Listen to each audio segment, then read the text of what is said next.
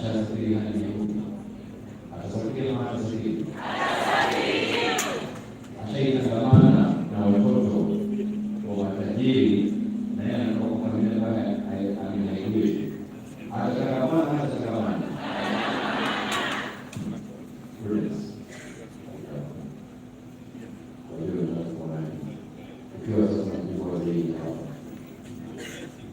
My name is Bungoma, and I feature once again in Sunday.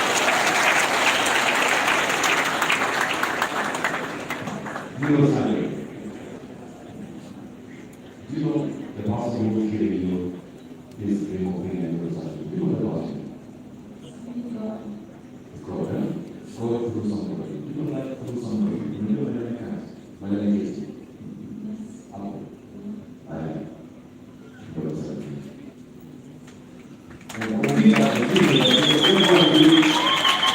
The pastor changed the life of this young man in the guy who seated here on invested in kwa wana. Wazazi tumenyamaza wapili wakote jamani. We will find a way of telling His Excellency that he will be a neurosurgeon. Find a way. That is the neurosurgeon we want going into the future. Asante sana, asante sana. Kama ule. Asante. Tunawaletea testimony nyingi lakini kufanya kazi. Your Excellency, kuna mama mmoja hapa ambaye ni hotel attendant. Ni mtu wa kupeleka vitu kwa hoteli, chai na kadhalika. Na anaishi na single room ambayo iko rented. Lakini kwa hapo karibu tena anaishi na watoto 7. Watoto 7. Lakini mtoto wake na mbele wala nyuma. And she was single mother. Ana mzee. Lakini yote ni scholarship. Andili Lavenda na Simio. Hakuja hapa na mzazi wake. Lavenda, Andili na Simio kwa hapa. Najua Lavenda yuko. Andili, Lavenda na Simio. Kutoka Mitukuyu. Mitukuyu, Lavenda kutoka Mitukuyu. Ndio yule huko nyuma. Lavenda kuja mama mzazi wake. Kutoka kwa mtima sisi kwa the house. It is the day of myself and get to two. Kindly go ahead to the Bahara and admit especially in some places. In some places. But we need more of the money. We want to get over and give another 326 months to the single mother living 7 of them in just one small room. And this lady here, Your Excellency, ni mhudumu tu wa hoteli ndogo. Yana anyola 800 kwa mwezi 12 badala ya change. Mama pia mama, tueleze jina lako na historia yako fupi kwa dakika moja. Na mshukuru His Excellency kwa nafasi hii.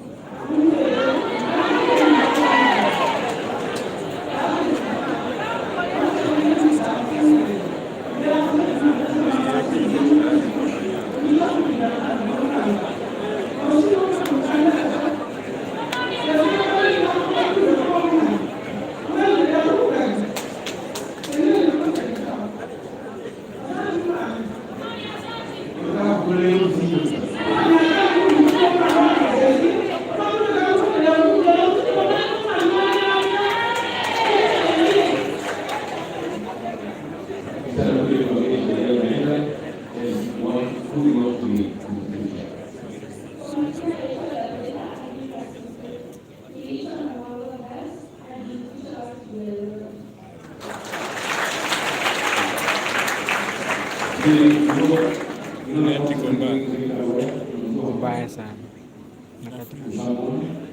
Kuna mtu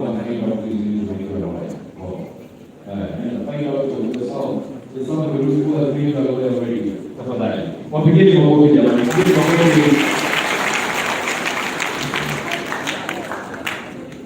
Asante.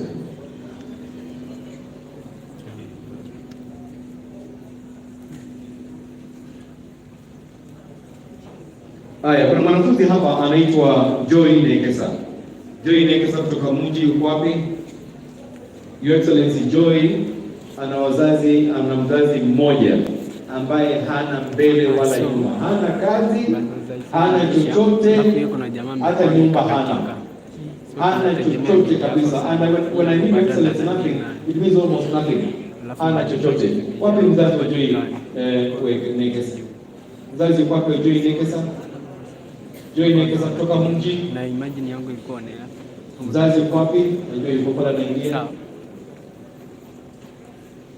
Na dada zake wote, Your Excellency, all of them, dada zake wote, they dropped out of school. Sasa this is the only hope in that family. The rest dropped out of school. Tupige makofi jamani. Nakuja asilete testimony yake. Kuja mama Joy. Kuja mama Joy.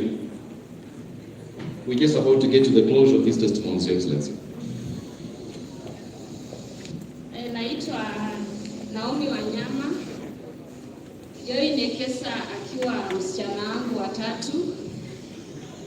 Ninaishi tu nao kwa nyumbani na bahatisha tu. Mkubwa alipata A-, akaenda engineering Eldoret, but akadefer akarudi pia kwa nyumbani. Sasa nashukuru Mungu kwa kunichukulia, mheshimiwa kunichukulia huyu msichana. Sababu hiyo engineer pia ako tu nyumbani na A-. Asanteni. Haya, tueleze wewe unataka kuwa nani ukiwa katika siku zako za usoni? My name is Joy Nekesa. In my future I want to be a lawyer. Pigeni lawyer makofi jamani. Asante, thank you.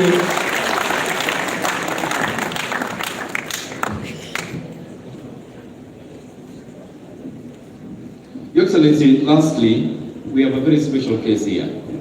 Na mtanisamehe kwa sababu hata wenyewe Your Excellency hawajafika hapa, lakini there is a guardian who will speak. Kwamba this is a single mother. Na Your Excellency ashakumsima tusi. Mama huyu anafanya kazi ili apate mapato. Umelipata uzazi? Umelipata, sawa? Ndivyo hivyo. Sasa Your Excellency, kwa bahati mbaya pia akaweza kumshurukisha mtoto pia akafanya kazi na ikaweza kupata mapato. Wazazi tuko pamoja? Umenielewa?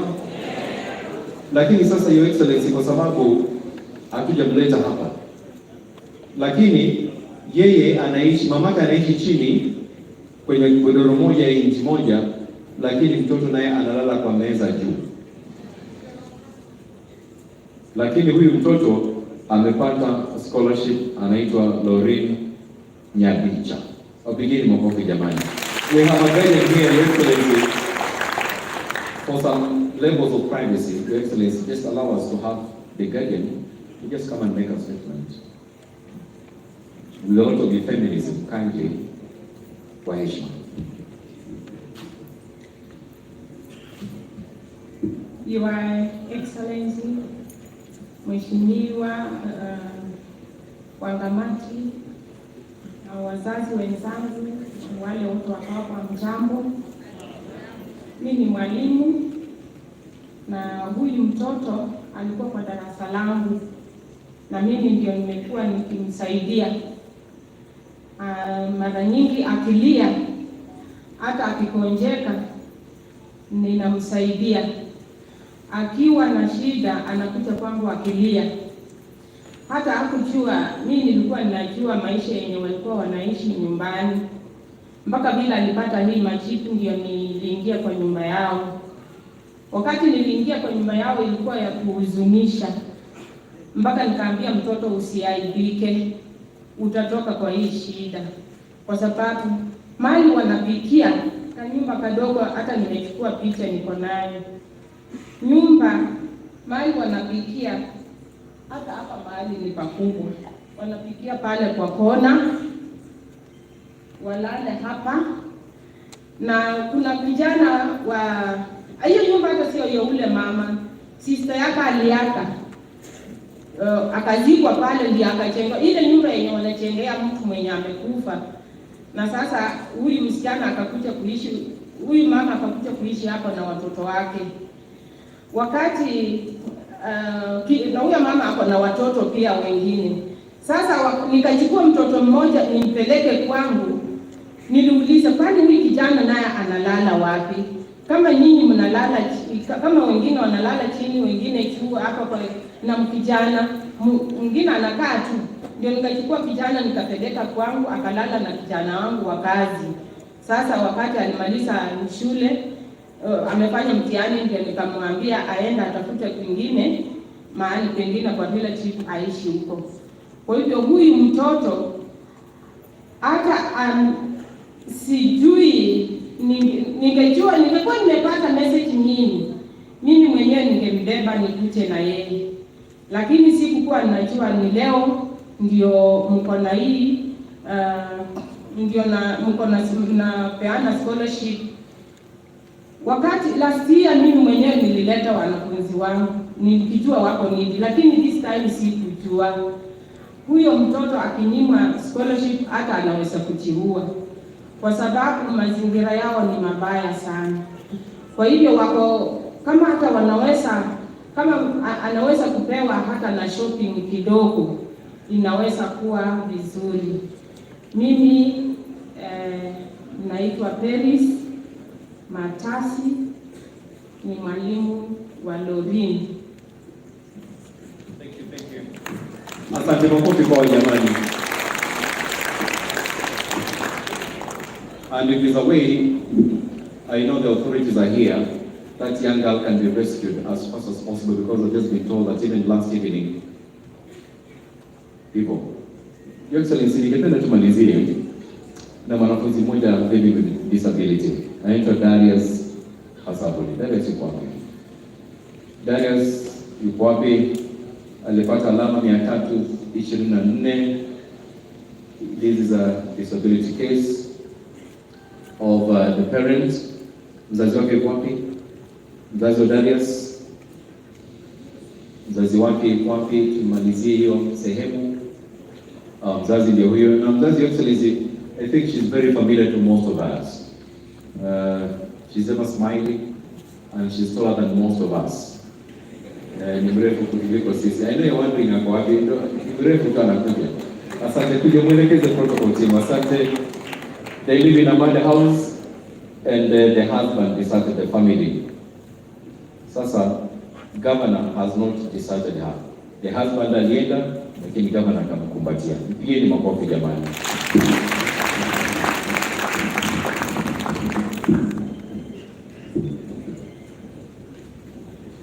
Bwana asifiwe. Bwana asifiwe tena. Wangabati, nakushukuru waja Mungu amani kwanza, akakutende wema pamoja na uzao wako pamoja na wajukuu. Mungu amani akatende wema, kwa sababu ni maajabu na muujiza mimi kupatikana mahali kama hapa, kwa sababu licha ya mwanadamu kwa akili zake na fahamu zake alinichukua na akaniona jinsi ilivyo, na nashukuru Mungu kwa sababu aliniumba jinsi nilivyo, lakini akanipea uzao. Nashukuru Mungu sana. Kitu cha kwanza naambia Mungu akazidi kuinuliwa na kupewa sifa, kwa sababu sio rahisi kupatikana mtu kama mimi. Nafanyiwa operation ndiposa nipate mtoto. Nikitaka mtoto nifanyiwa operation. Na maisha yangu imekuwa maisha ya kuhustle, kwa sababu boma yenye nilioleka hakika ni boma ya watu warefu, lakini wakajiuliza huyu mfupi alitokea wapi. Na katika hiyo hali first born wangu naye shetani akapita mbele akafanana na mimi. Nikawa tena na changamoto nikijiuliza, nikitafakari ndani ya moyo wangu, hakika nitatoka wapi, nitaenda wapi? Lakini kaendelea kuambia Mungu, jinsi ulivyonipa huyu mtoto una uwezo wa kumlea. Licha baba yake kumkataa, Mungu nipe maarifa. Hakika nimekuwa nikihustle, nikipalia mshamba ya watu miwa. Ndiposa huyu mtoto wangu akienda shule. Hakika akifukuzwa mambo ya shule korogora mahindi. Mimi kama nimeenda na nimepalia kwa mtu, hakika mnaelewa kibarua ya mtu. Unaweza kwenda kupalilia, unaenda kumudai, anakuangalia na kupea shilingi 50. Ninatakana ukule na huyo mtoto analia machozi, anahitaji shule. Hakika nashukuru Mungu jinsi aliweza kufanya maajabu na miujiza, na mtoto wangu akaweza kufaulu mtihani. Hata wakati alienda kupalia mtihani, nilikuwa najiuliza, anaenda lakini najiuliza, Mungu, sasa mtoto akipita, nitaenda wapi? Mungu, lakini Mungu, pasipo njia, hakika Mungu huleta njia. Akaweza kuona yule mama ambaye anadharauliwa ili akaweza kuinuliwa. Bwana asifiwe sana. Hakika huyu kijana yangu namba 2, niko na watoto 3 na 2 wamenifuata mimi jinsi nilivyo, lakini huyu peke yake ndiye amekuwa nani? Amekuwa moto. Lakini nashukuru Mungu kwa umbali ambao anaweza kunitoa. Hakika wangamani, wacha tu Mungu mwenyewe akatende. Jinsi ninachofikiri na mtoto wangu, wacha tu Mungu mwenyewe atakubariki na atakuinulia. Kwa sababu siku moja na ile mtoto wangu atafanya, nami pia nitaheshimiwa na mkono wa baraka.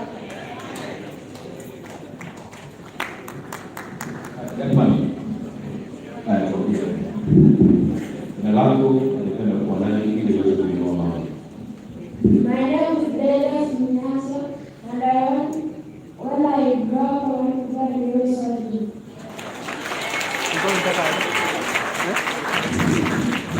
Wapigie neurosurgeon makofi jamani. Kwa sababu huyu mama alikuja kuona ninyi wote, neurosurgeon kwa mimi kisa Yesu wetu come up the stairs and to release. Kama inawezekana. Wazazi, inawezekana haiwezekani? Inawezekana na nani? Inawezekana na Wangamati. Inawezekana na nani? Asante, mpigeni huyo mamangu makofi, mpigie makofi. Amepoteza link na anachukua hii. Thank you very much. And Your Excellency, young man, that is a neurosurgeon greeting His Excellency. Wow. Asante, neurosurgeon. Pigeni neurosurgeon makofi.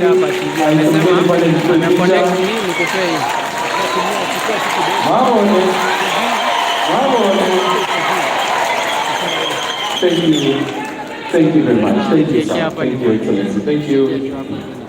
Thank you very much. Your Excellency, allow me now, we move a bit fast because as we had indicated, let us have more testimonies, but we want also to have the other guests come and speak to us. Allow me, sir, to invite Nat, Kepcha, Keisha, and Kupet. Please, may they all take the stage. Kwa sababu coming in will take a lot of time. Keisha, Kupet, tuanze na Kepcha, Nat, Kupet, Keisha. In that order, please. Ben, you can help me. Kepcha, so we can have a representative because this is your day. Mwalimu had a special day for you. Just come. You may sit fast. Kindly, sir. Kepcha, Nat, we all come because coming in and going out may take a little while. Thank you. Tupige mwalimu na mimi makofi jamani. Asante. Karibu mwalimu kwa heshima. His Excellency, the Governor, all protocols observed, ladies and gentlemen, good morning. Good afternoon. Wanafunzi wa Wangamati, hamjambo? Wacha nione ishara kama uko na mkono mwanafunzi. Amen. His Excellency, I am going to be very brief. When Marehemu, the late Vice President Wamalwa Kijana visited the US, and when he was walking in the hospital, he saw something written on the wall that when the child is well, everything is well. Mheshimiwa Wangamati, when our children are well, we are well. As teachers, we are proud. We are proud that God sent the guardian angel in the name of Wangamati to come and guard these children. Every person has a guardian angel, but we want to thank God that you are a special guardian angel to the children of Bungoma County. As I conclude, I want to say this. Wanafunzi, wasichana, wamenunuinua na watu wanamuona. Mukienda kutoka leo, ninamuomba na mniangalie miguu yenu ikuwe namna hivi all through. Umeona wasichana wangu? Ndio utasoma. Ukiwachilia miguu itakuwa shida. Wanafunzi wangu wavulana, Mungu ametupatia kitu kwa kutumia passing urine.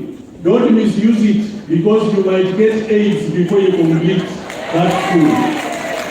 Otherwise, I want to thank His Excellency for making teachers proud. Right now, we can tell our children as we teach them that there is somebody who will take care of you. God bless you so much. Kwa majina naitwa Mwalimu Agri Namisi. Thank you. Your Excellency, your permission, Chair Bigala. Thank you. Your Excellency, the Governor of Bungoma County, Mr. Wangamati, the Deputy, CEC's President, Chief Officers, all protocols observed, wazazi kwa wanafunzi. Hamjambo. Majina naitwa Bikala Suma, nikiwa Kesha Chairman Bungoma County na pia Western Region. And let me start first of all by appreciating our top schools in the just released KCSE results, where our top national schools, Kamsinga, Bill Girls, the Kabega School, actually posted very good results, going beyond 9 point something in middle school. Let's applaud them. Let me take this opportunity to also applaud the KCPE results which were released earlier and which also we realized very good results, which actually was the best over the years. Having said so, allow me now to appreciate the program of His Excellency, the Governor of Bungoma County, the scholarship program. This program actually, for me, is about giving hope. It's about giving hope to the hopeless or to the less fortunate. And as a sector, we are actually the greatest beneficiaries of the leadership of His Excellency, Mr. Wycliffe Wangamati, the Governor of Bungoma County, because when he came to the helm, he actually had a dream, and he did not just stop at a dream, he actualized that dream, and that's why we are here. Makofi kwake.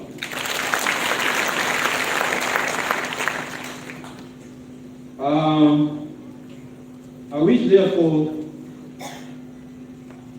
to also request that because His Excellency has done this noble work of giving our actually less fortunate students chance to be in our best schools, we also as principals in the sector, my appeal is that we also be magnanimous enough to also allow our students in our schools with less conditions.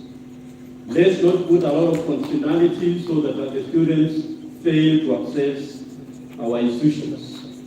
Because we know our benefactor, we know the sponsor clearly, and we know actually with the time he always pays. And I want to also appeal, I want to say this, as a sector, we will always cooperate with your government, Your Excellency, so that we see to it that this program actually succeeds. And on many of the occasions, the CFC education, when she has had any issues with the principals, she has always talked to me, or the CD, and we have always come to the air and talked to the principals concerned so that they leave the students and not to send them away when the money delays. So therefore, I still wish to say that it will be the same case. We will continue with that, where we will cooperate with you and ensure that our students get the best. I also wish to appeal now to the beneficiaries. Please, that is the students who are the beneficiaries, be the light of the community where you will be. The places you are going, where you have been placed, please shine as a way of also thanking your benefactor, that you have been given chance to excel. So you have nothing else actually to look behind and say maybe you are not assisted. And therefore, please, let's shine and let's be the light of the community wherever we are going, where we shall be placed in formal places. Otherwise, with those few remarks, I wish to say thank you and may God bless all of you. Thank you very much. Head teacher, Moi Primary. Your Excellency, there's something special about the head teacher. And please come. And that institution is serving, so please come. Thank you. Thank you very much. As he comes, parents, association, please come. Parents, association, here we get a rally before I invite the representative of the VC.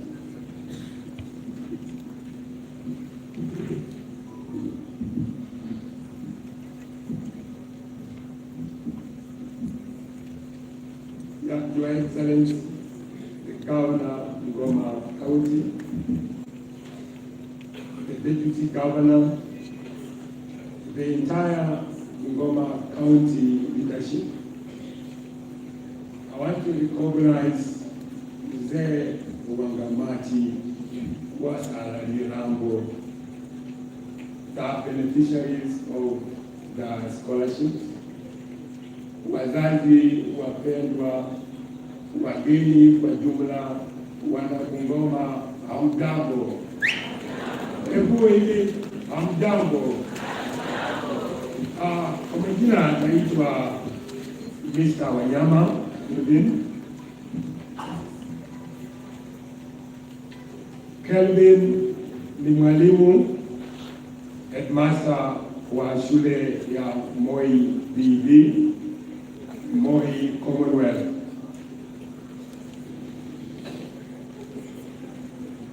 Nimesimama hapa, Mheshimiwa Gavana, kushukuru Mungu kwa sababu kuna njia nyingi za kuleta maendeleo. Kuna wale wataamua waende kwa shamba, kuna wale wataamua wajenge, kuna wale wataamua wapande miti. But wana Bungoma, as a teacher, as the Kenya Chair said, we are the greatest beneficiary. Mheshimiwa Gavana, mpaka siku ya leo sijawahi kupata jibu. Tumewahi kuwa na viongozi hii dunia, lakini hata Mandela atakwambia the only indicator of development is through education. Ukitaka kujua eneo fulani limeimarika, ukitaka kujua if there is a country that has developed, look at the number of graduations, look at the number of pass outs, then you will say that country has developed. Bungoma County, as we are seated here, wamama, wababa wenzangu, roho yangu kama mwalimu inafurahi wakati mtoto mwenye hangepata nafasi ya kwenda form 1 na kwa sababu ya gavana wetu mwenye alilala na Mungu akamnenea akasema, badala ya kupeana mbolea, badala ya kununulia watu mablanketi, badala ya kujengea watu nyumba, wacha invest in the children of the poor. Today we are counting on S, we are counting on A-minuses, we are going to feed the Kenyan universities watoto wa Mheshimiwa Wangamati.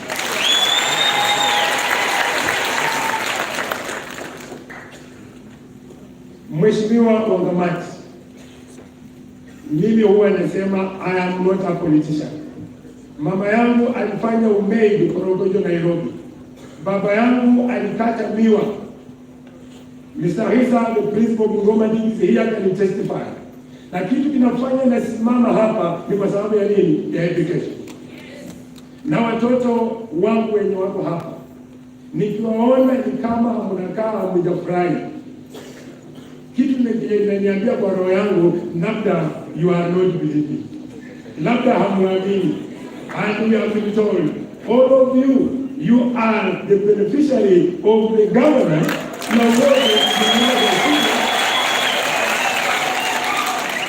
Na vile mnaambiwa na ndugu yangu na misi, watoto, if you work like a king, you will live like a slave. But if you work like a slave, you will live like a king forever. You will find you chose unaishi duniani. Na kwa wazazi wangu wenye wako hapa, kwa sababu governor amejinyima sekta ziko hapa, Madam Doctor amefanya vile amefanya, pull all the resources towards education. Wazazi, ile kidogo yenye ungefanyia upeleke mtoto shule, try uinvest, hata ulime ama ufanye nini, ili pia kwa pamoja tuendeleze Bungoma County. I want to appreciate the Kesha principal. Tunafurahia that we have some principals in some second schools. Wana support pia governor. Governor amechukua 3,000, pia wanachukua mtoto mmoja ama wawili who are learning free in the second school.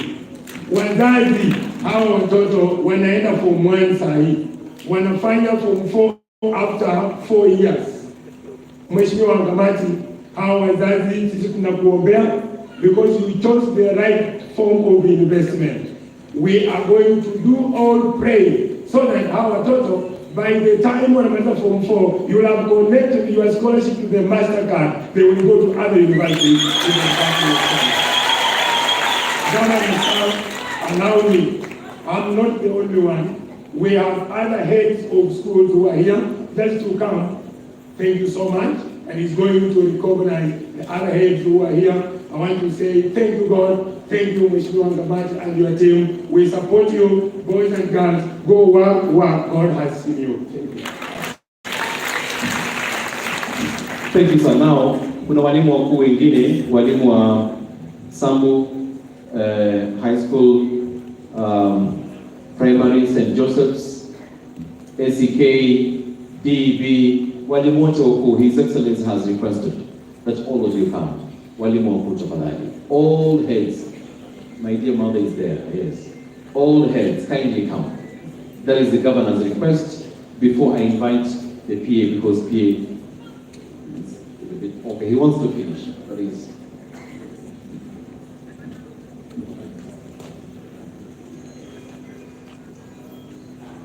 Thank you, Excellency. Let's have the Parents Association to make a remark, then we have the principals. His Excellency, Governor Tomati, Deputy Professor Ngobe, the CCs, Chief Officers, waheshimiwa wapendwa ambao wako hapa, my friend Malala and the team, wazazi wenzangu, walimu na wanafunzi wa mjango. Muriena. Mimi naitwa Nyongeza Watulo. Nyongeza Watulo ni mwakilishi wa wazazi katika jimbo la Bungoma. Mimi ni coordinator wa Parents Association Western Region na pia organizing secretary Parents Association katika nchi ya Kenya. Nimefurahi kuwa hapa kwa sababu ya kuleta salamu za kutoka katika Parents Association kwenda kwa mheshimiwa gavana wetu, kutoka kwa chairman wa Parents Association katika nchi yetu Bwana Mayo. Tulikuwa na yeye Kitui, akasema nikuje nishukuru sana mheshimiwa gavana kwa kufanya jambo kama hili, kwa sababu tuna recognize gavana wetu kama pace setter katika nchi yetu ya Kenya hii kwa mambo ya scholarship. Tupigie gavana wetu makofi. Wakati tulikuwa kule Kitui, ule mtu wetu ambaye ni treasurer, kiongozi ambaye ni treasurer katika nchi ya Kenya hii wa Parents Association, Bwana Kahui, aliyasema kwamba nikuje niwaambie wazazi walioko hapa kwamba jambo hili ambalo linatendeka hapa Bungoma linatamanika sana maeneo mengine, lakini halitendeki. Kwa hivyo tunashukuru sana katika eneo letu hili la Bungoma, mheshimiwa gavana wetu na timu yake kwa mambo haya ambayo anafanya, ambayo ni mambo makubwa sana. I want to tell you on behalf of the parents of Bungoma County ya kwamba katika county hii in the next 10 years tutakuwa tuko na kitu kama Doctors Plaza in Bungoma ambaye ni watoto wa Bungoma County peke yao. Tutakuwa na viongozi kutoka mahali hapa ambao watatamanika katika nchi hii. Nilitembea mahali fulani kule Marekani, nikapata state moja ambayo iko na watu wa kabila moja la Kenya. Wamejaa huko ambako wamechagua mmoja senator huko kuwa mtu wa Kenya huko. Na hili ndio linaenda kutendeka hapa Bungoma, hapa Kenya, kwamba vijana wetu hata wanapofanya kazi kule nje, in the next 15 years tutakuwa na jimbo hata kule Marekani ambayo na watu kutoka Bungoma. Mwale kama nimesema ni kwa. Wazazi mlembe. Mundu kama wewe kama kwa kama tarika. Na huko ndio kwa mtu mwingine sema mjuko, kila kama. Mwale kama usikia. Wewe Mungu awabariki, tunataka kufanya hii kazi pamoja na muombe gavana wetu na kadi yako mwezi wa 8 tafadhali. Kumbuka mtu ambaye amekusaidia wewe. Mungu awabariki sana. Thank you very much, Excellency. The principals are allow me to maybe just say the name and one statement. Just a name, one statement. All of them kindly. All of them. Your Excellency, the Governor of Bungoma County, all protocols observed. My name is Lydia Namisi Mwelu. I'm the head teacher of Ngoya Sugar Company Primary School, the school that produced the best boy last year in Kenya and went to Mangu. You are the father of that child. Lastly, am I in Rio? Am I in Stockholm? Papa, nikasema kama rukidogo wende baba mai. Baba mai. Nine the man wenga babili babo sanko rolanga boy these are my two people. Babili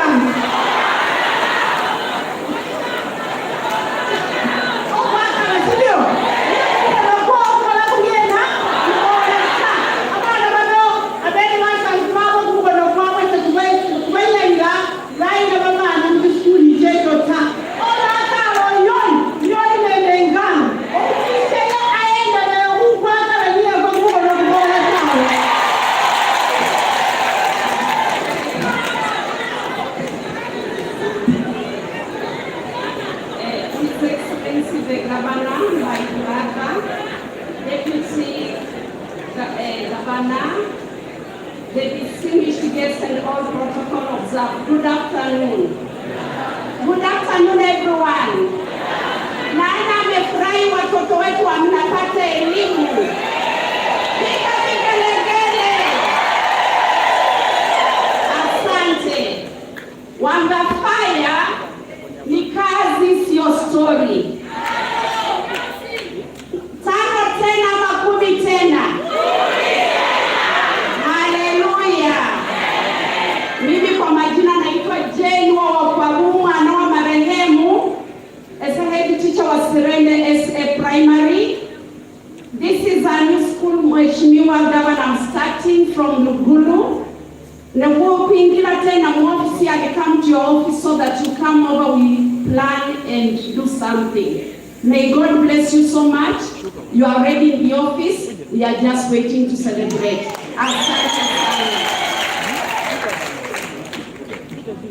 Thank you so much. Your Excellency, the Governor, all dignitaries, wazazi, wanafunzi wa scholarship, hamjambo. My name is Joyce Kanali, head teacher, Kimilili FYM Primary School from Kimilili Sub-County. Mheshimiwa Wangamati, when you educate a girl, you educate the whole society. Msichana akisoma hawezi kuolewa na kijana hivi hivi tu. Kwa hiyo wavulana pia watatia bidii. Mheshimiwa Governor, put down. We are with you. We are with you, beka kwa beka. You are going to make it again. God bless you. Your Excellency, the Governor, Deputy Governor, na wageni wote ambao wamefika siku ya leo. Bwana asifiwe. Bwana asifiwe. Naitwa Mwalimu Morris Kaimba kutoka na Biol. I'm the happiest teacher today because shule yangu watoto wengi wamechukuliwa. Na nimefunza kwa muda mrefu. Kuna watoto kabla Governor aingia ofisini, kuna watoto nilifunza na wako kwenda secondary. Lakini saa hizi kwa kijiji kuna watoto wanasoma kwa shule nzuri majini ya Mheshimiwa Governor. Tunaomba Mungu akubariki na sisi wazazi wote tumshike mkono tuhakikishe kwamba anapewa tena 5. Our Excellency Governor, His Deputy, other distinguished guests, wanafunzi wote na wazazi, hamjambo. Hamjambo. Mimi kwa majina naitwa Isaac Saka Mlati, natoka Bungoma North Sub-County na naamini masomo. Na mwaka huu niliweka record ya the most improved school in Western Province. Na means kwa 284. So wanafunzi, mkifika kufanya kazi. Na kazi itawatafuta. Asanteni. Your Excellency, other members who are here, good afternoon. Mimi naitwa Mr. Hisa, mimi ni mwalimu kwa Bungoma ED School. Nipo hapa kwanza kabisa kupitia asali yetu kama Bungoma ED. Your Excellency, mwaka wa 2018, my school was the first one to benefit from your bursary. Mtoto ambaye aliongoza county alikuwa amepata 444. Mtoto hapo hapa mwenyewe atasema Tatiani Wabwire, akaitwa shule ya Pangani Girls. Wenye mko hapa msikize vizuri. Huyu mtoto ana wazazi wake hapa na mama yake hapa. Na wakati alikuwa from class 4, huyo mtoto alikuwa na bwana. Lakini mama hakuwa na uwezo. Mimi pamoja na walimu wa hiyo shule tulikuwa tunasaidia mama kwa kukula hata kwa kulipa rent. Ikafika mahali mama akafukuzwa kwa hiyo nyumba. Akakuja akaniomba, akaanza na huyo mtoto kulala kwa darasa moja kwa shule. Lakini tukachaka shule pesa kama shule, tukaenda ku-offset hiyo bili. Labda mama akaendelea kuishi kwa hiyo nyumba, tukiendelea kumsaidia kwa upande wa chakula. Mwisho huyo mtoto alifanya mtihani, akapata 441. Tukasherehekea huyo mtoto, tukadansi mpaka kwa ofisi ya Governor. Sio kwamba tulikuwa tunaenda kuomba chochote, lakini furaha. Nilifika hapo nikapata nafasi ya kuambia Governor, lakini huyu mtoto hana chochote bwana Governor. Akaniambia huyo atakuwa mtoto wangu. Nadhani huyo mtoto ndio alikuwa wa kwanza kwenye kufanya Governor akipiga maneno ya bursary. Na kweli scholarship, bila alishika huyo mtoto, kila shopping, kila kitu, huyo mtoto akaenda Pangani Girls. Ndio naongea hivi, mtoto ametoka na A ya 84 points. atakuwa mengi atasema. Langu kushukuru bwana gavana. Angalia mtoto kama huyo, kama bila gavana angeenda wapi? Kwanza nilikuwa nafikiria kabla hajachukuliwa na gavana kwamba ndaitisha wazazi wa hiyo shule tufanye mchango tupeleke huyo mtoto na machanja, lakini Mungu kapitia kwa gavana akasaidia huyo mtoto. Gavana, Mungu akubariki sana. Kingine, wazazi wetu kufundisha kama mwalimu, mimi nimekuwa rahisi sana. Siku hizi tunaambia kwa watoto kwamba soma kwa bidii, gavana atakusomesha. Na unaweka bidii, na unapita nini?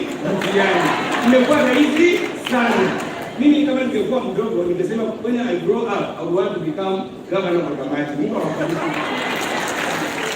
Asante. Kidogo kupi ambao wamebaki 1 minute each. Your Excellency, Sir, Governor of Bungoma County, ladies and gentlemen, I salute you all. My name is Ronald Makano, Chairman Capture Bungoma County, Regional Vice Chairman, Western Region. On behalf of all the head teachers in this county, here present in our way, I would like to express our heartfelt gratitude to our dear governor to have come up with this noble program, because many a times as we nurture vulnerable children, when they excel at a moment like this, we have always found ourselves in very awkward situations. But now we know where to go for assistance. Long live Governor Wangamati. Big blessings. Your Excellency the Governor, all protocol observed. By name, I'm Wamea Ruth, representing my head teacher of PAG Primary School. When I talk of PAG Primary School, I think the Governor understands why I have to stand here and say something about Webuye. Now, especially schools in Maraka, when these people stood up to wave at the Governor, I think we saw one thing. Maraka is going to change and we are going to have people of substance in this region. And when we come out in numbers, Governor, we want to tell you this. I'm not a very good lawyer, but I believe lawyers say, now this is a real conjo. These people shall never forget once they look at the scar of education you have put in their lives. And they are coming back to change Bungoma County, and your name shall be a legacy to live on. So mine is very simple. Ambia babako, ambia mamako, ambia na jirani. It is just Wangamati tano tena, ndipo tendelee ziko vitu.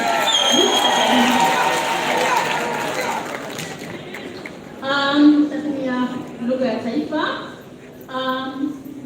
Kwa leo mheshimiwa WWW, ambapo nitaongeza tano tena, nikisimama hapa kwenye jukwaa, ninamwakilisha mwalimu mkuu shule ya msingi Mseto wa PAG, jina nini? Beatrice Were Kiwake. Nikikumbuka nyuma, Governor WWW tumelelewa na wewe, tukituleta site and service, nikilelewa na baba mheshimiwa Patrick Wangamati, na nilikamilisha katika kilelele nikisema tano tena.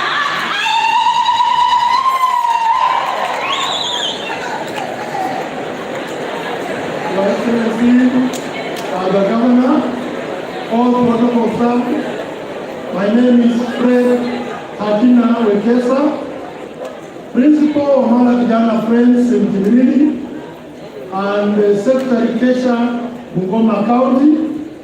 Your Excellency, I'm also wearing another coat as the head teacher, Holy Family, Misilhu, Boarding Primary School, where you got the top number 3 pupil in this country.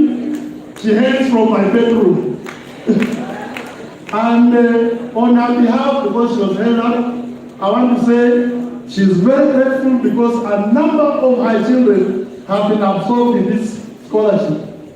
Wewe, Governor, our contract with you is solidly firm as Kesha, and we shall not falter in any way. I'm sure my chairman is outside, he will say the rest. Thank you so much.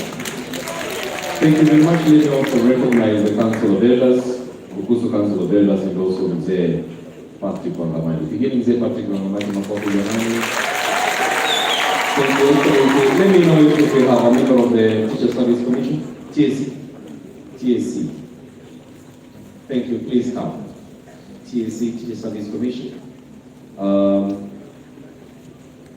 Anakuja, asante. Ndio kuja hivyo. Akija hivyo, Professor Odera, representing the Vice Chancellor. Professor kuja tafadhali. Kindly. So come to you kindly. County East, County Director of Education. She's here. Amazing. Siku nimejua. County Director of Education will come later. Maybe have Prof, please come and make your statement. Begini Professor makofi jamani, akiwakilisha the Vice Chancellor. Thank you. Waelekeze jamani. And I'm giving all the speakers 1.5 minutes. 1.5 minutes. We must be done by I think 1:30 because of the rains. Proper.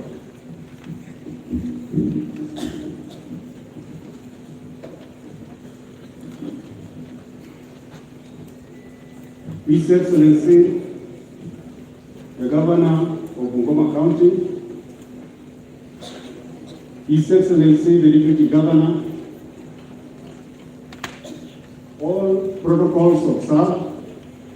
Good afternoon, ladies and gentlemen. Mine is so simple. I'm Peter Vera, the director of this great campus. I'm representing my VC, Professor Solomon Shibayo, because of his busy schedule. He couldn't make it. He has apologized and is with us in spirit.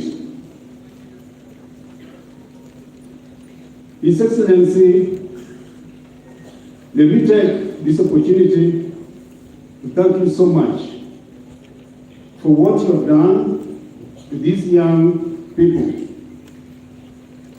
The future, responsible, reflective citizens of this great nation. What you have done is to enable them to nurture their mental capabilities. You have given them the springboard to aspire for higher level of academics. And our children, opportunity comes once. You have given the chance. Some of you have already qualified to join the university straight. I know you may encounter so many challenges, and the most fundamental challenge at the university is freedom. How you manipulate and make good use of that freedom. Parents, mine is to urge you to create conducive environment for our little ones to tap their intellectual capacities. His Excellency, I won't say that this is what you have done. I know you have a big heart. 2020, when the VC sent us to your office, we met the Deputy Governor, then we met you. I can tell these people who are comfortable started here that the two excellencies gave us cordial warm welcome twice in his office. When we went with his former colleague, Professor Sako, when you were sent there. I know and I believe, and we all need to believe, that he has another big heart for this great campus, and both of them have tried to ensure that we develop and this campus stands on its feet. And sooner or later, you will see this place absolutely change. The master of ceremony has moved next to me. Let me cut my speech short, but before I leave, kindly allow me to welcome Dr. Seno, who is one of the CODs of one of the departments that we have here, so that he can present just a little bit of what he has. Welcome, Doc. Thank you, His Excellency. I'll be very brief. Much has been said by Professor Director, but there is one thing that I want to emphasize, His Excellency. This kind of activity that you are doing is enhancing the 100 transition from primary to secondary level of education. And this is a noble course that you have taken, His Excellency. Amongst the students that you have been sponsoring, we are hearing that most of them do perform so well when they go to the various schools where they are taken. And at that point is where the university is coming in now. We are having students that are qualified with quality grades from secondary level of education. But the point of choosing courses has been a major challenge. You find a student with a grade of A because of lack of information on career guidance, on the kind of courses that they can pick, they end up taking non-competitive courses. And at that point, His Excellency, the campus has organized for a career day for those students that have got their results and they are waiting to join various universities. The career day will be held on 17th of May in this particular ground. On that day, His Excellency, there is nothing like any money required of a child to come. We encourage all candidates of 2021 to come and get advice from professionals who are going to advise them. If you have got a grade of A, this is the university that you can choose. You can pick medical at the University of Nairobi. You can pick medicine at Masinde Muliro University, because sometimes, His Excellency, you find a student with a grade of A. Not all A's qualify to do medicine. There is the issue of the cluster points. But because the students are not aware, they think that with an A, I can do medicine. And remember, if they are given the first chance with COOPs to do their applications, on the first opportunity of the COOPs, that is where the top-notch courses are occupied. When you fail to get that with a grade of A, when you go for the second revision, the best-notch courses are maybe occupied on the first revision. You will end up getting an uncompetitive course. That is why the campus has decided, with the university fraternity, to organize that forum so that we can be able to advise the students on the kind of relevant courses they can take, not only in our university, but also other universities of their choice. The last one, His Excellency. On that day, we are not only interested on those who are going to the university, we have also invested Matili Technical Training Institute so that they can come and take care of those students that have not qualified to go to the university direct. At the same time, Kitale National Polytechnic is also invited to come so that they can help the students that may not make it to the university direct to access various diploma and certificate courses that they are having. In our campus here, His Excellency, there are a number of certificate courses which are done, diploma courses which are done, and degree courses which are done. On that day when they come, we shall be able to interact with them and help them pick courses of their choice. Because there is no room for questions, and as a professionally trained teacher, I wish to give my number so that the parents can make a follow-up. Imekubalika? Be ready and take the number, please. The number is 0720 053 915. 0720 053 915. Asanteni sana and welcome on 17th of May 2022.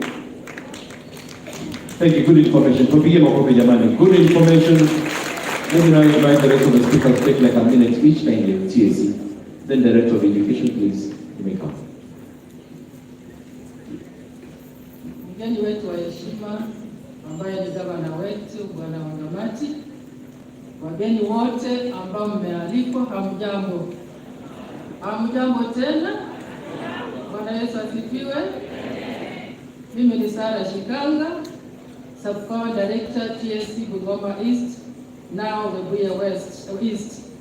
Nataka kwa niaba ya director wangu Bwana Kariuki ambaye alinituma niwakilishe kwa niaba ya director wa ministry Bungoma Webuye East Bwana Okinyi, kuwakaribisheni wote katika mji wetu wa Webuye. Mjisikie mmekaribishwa. Kwa niaba ya walimu wote wa Bungoma County, nataka nichukue nafasi hii kushukuru Bwana Wangamati kwa mradi huu ambao ni wa manufaa sana kwa watoto wetu, hasa watoto ambao ni wahitaji na wala ambao wanafanya vizuri katika mitihani yao. Hii itawafanya waweze kutimiza ndoto yao. Nataka niambie watoto, huu ndio tu mwanzo wa masomo. Wacha mtekeleze ndoto zenu kupitia kwa msaada hii ambayo mnapewa.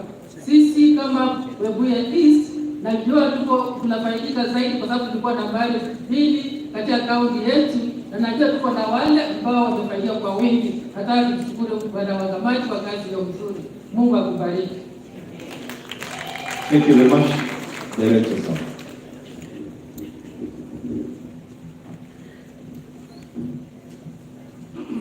Your Excellency, Governor of Bungoma County, Bwana Wangamati, all protocol observed. Ladies and gentlemen, good afternoon. My name is Philip Chifchil. I'm the County Director of Education of Bungoma County.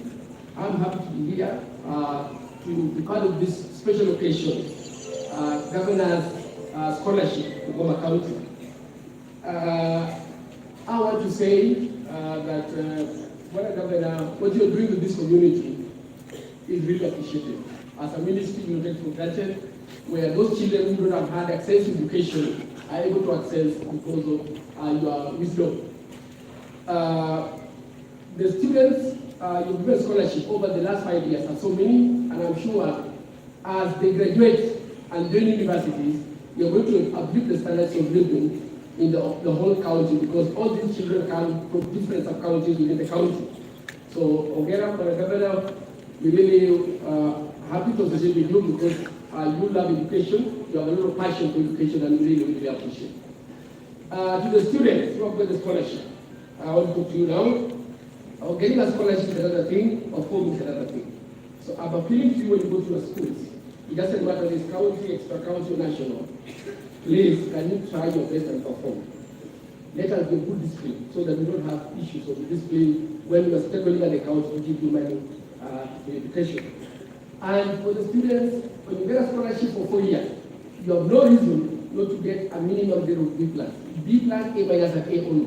Because you never be sent home, you always be in school throughout your 4 years in school. So the principals, represented by the chair, when Mikala is there, the professor talked about career counseling in school. And we need to take up with your colleagues so that we also assist these children with mentorship in schools so that they're able to make wise career choices. And as they come, the way we are doing to Waziri, sometimes when the school time is students should not be taken from school. It does be there because the government will pay when there is a small delay. Otherwise, Governor, I want to wish you well. What you have done in this county, and I'm sure the president also see what you're doing for them. You will honor.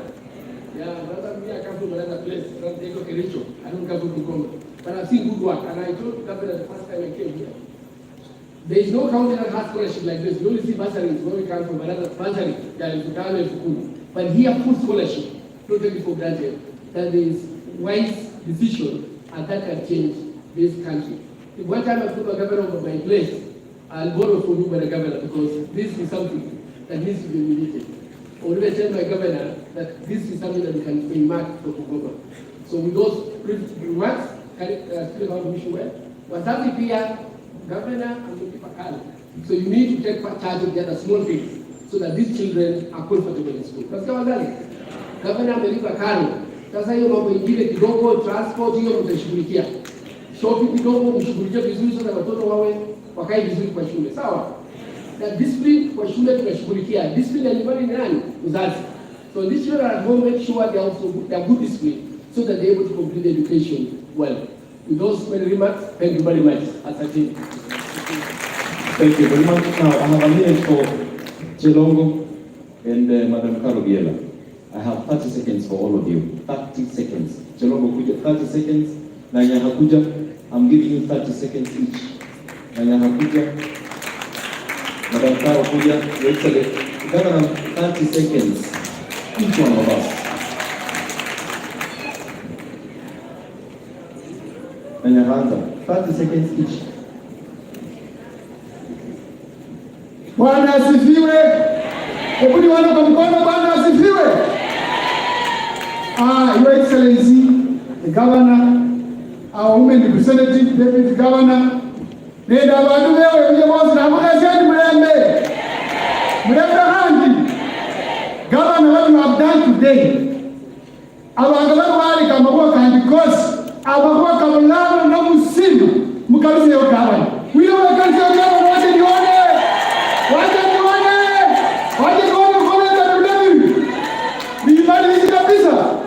Gavana, kuna watu wanapiga picha huko nje kwa project zako, wanapiga selfie kwa project zako. Waambie project zote za kaunti za gavana wetu mulie mkawa ndio mulie kama wewe hivi, tumekubali tunakurudisha kama gavana wetu. Tumesema hapa baba sio serikali.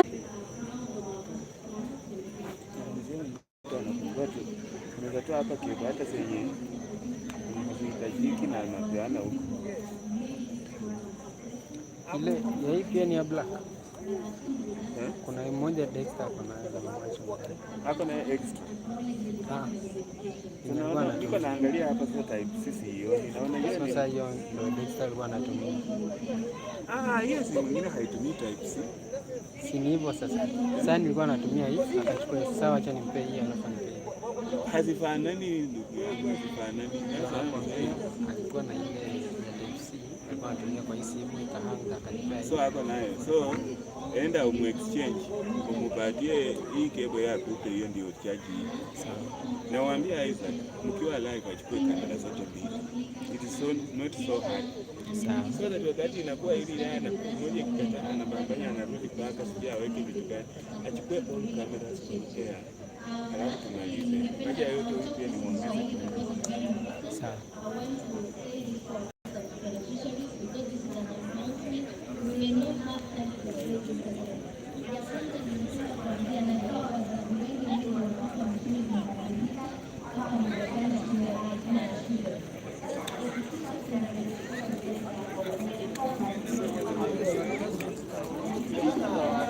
Achana kuongeza bamba sidi.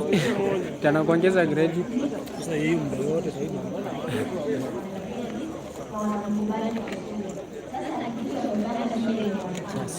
Yes. Naweza pita kiasi.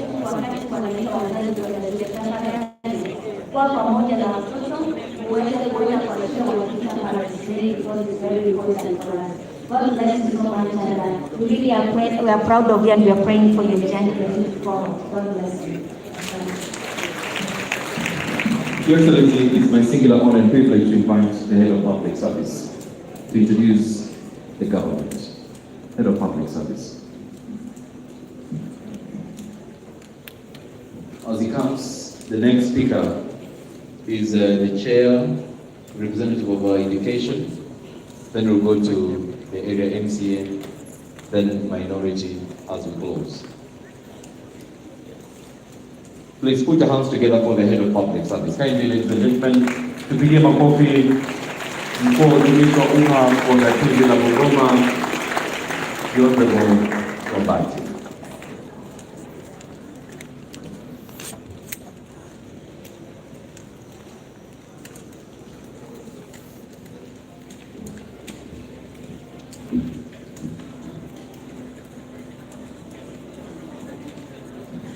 Your Excellency, Governor of Bungoma, the Deputy Governor of Bungoma, our leaders from the different sectors, the leaders from the national government,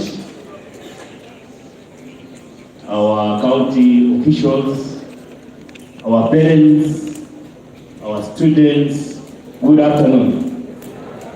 My name is Wakoli Wambati. I'm the County Secretary, the Head of Public Service, and my job is very simple. One is to appreciate you for accepting to be our guest today, all of you. And number two, and most importantly, to let you know that there is a government that is working for you. This government is led by none other than His Excellency the Governor and the rest of the executive. So quickly, just introduce the government so that you know who is here. One, let me start with our CEC members. Please just stand up, our CEC members. We are rushing against time. Yes, our CEC members, starting from Gregory, in charge of trade. Betty is in charge of education. There is I have a problem with my eyesight shortly. Oh, Sabwami, I can see Waziri Sabwami. And then there is Waziri Kakai, in charge of gender. There is Waziri Mahechi, in charge of water. There is Waziri Walela, who's in charge of health. There is Waziri Makanda. There is Waziri Murgor. Who else can I see there? Waziri Rose Collins, I'm sorry I cannot see very far. Those are the waziris that we have around with us, with the many others who are not here. Let me introduce the chief officers, please, those who are present. Starting with Chief Officer Rose, I think she was here before.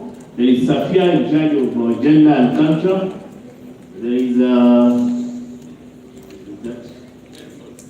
is Denson, sorry you are too far, I cannot see you properly. There is Chief Phoebe. Yes, there is Daktari Masete. There is Chief Wandili. There is Chief Mukenya, a son of the soil. There is Mahandia. There is Kapchanga. And there is Kombo. Now, next is the directors, please. There is our directors, just stand up please, because I'm not have a lot of time to introduce each one of you. We're running against time. So our directors, please just stand up and wave to our guests so that they see you are around. Okay, so ladies and gentlemen, let me have the members of the advisory team to the governor. The advisors, please just stand up so that you can wave the team. Yes. Those are the numbers of people who advise the governor on different aspects. There is the members of the SDU team, which includes actually the advisors. I think those as I've mentioned. There are the members of the CHVs, the wakungas wale ambao wanatusaidia katika afya nyumbani. Tafadhali kama mko hapa, simameni ili watu wetu wajue. Hawako.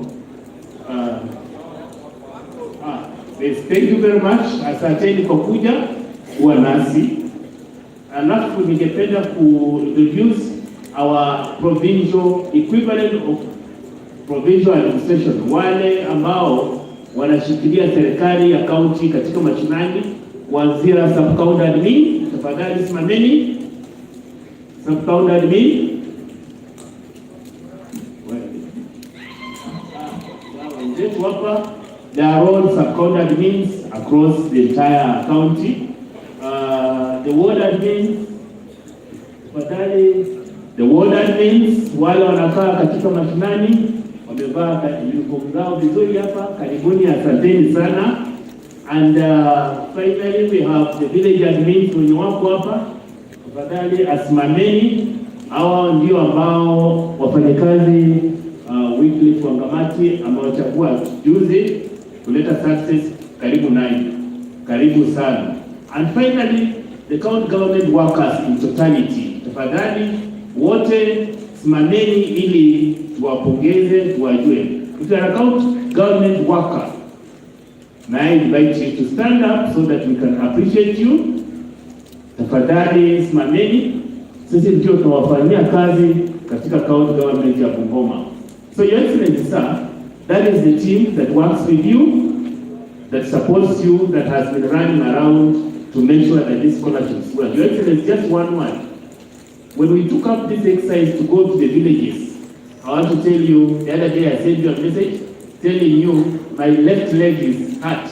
I went to the holes, to the valleys, kutafuta wale watoto wenye hatuwezi hata kufika na pikipiki. I had to sleep and my head was flat. But I made sure I had to go to the villages to look for those children. And that's why I believe that what we are doing is normal for our people. Thank you for that opportunity. Mniombee ndugu yangu pona. Asanteni sana. Karibu tena. Asante.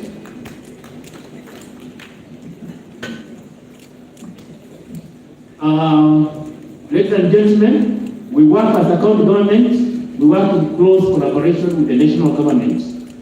I had assumed maybe the county commissioner will be in. I've been given the privilege of introducing the leadership of the national government, starting with the chiefs. Tafadhali kama kuna chifu wote, simameni ili wananchi wajue. Simameni tafadhali. We have our chiefs as well as the assistant chiefs tafadhali.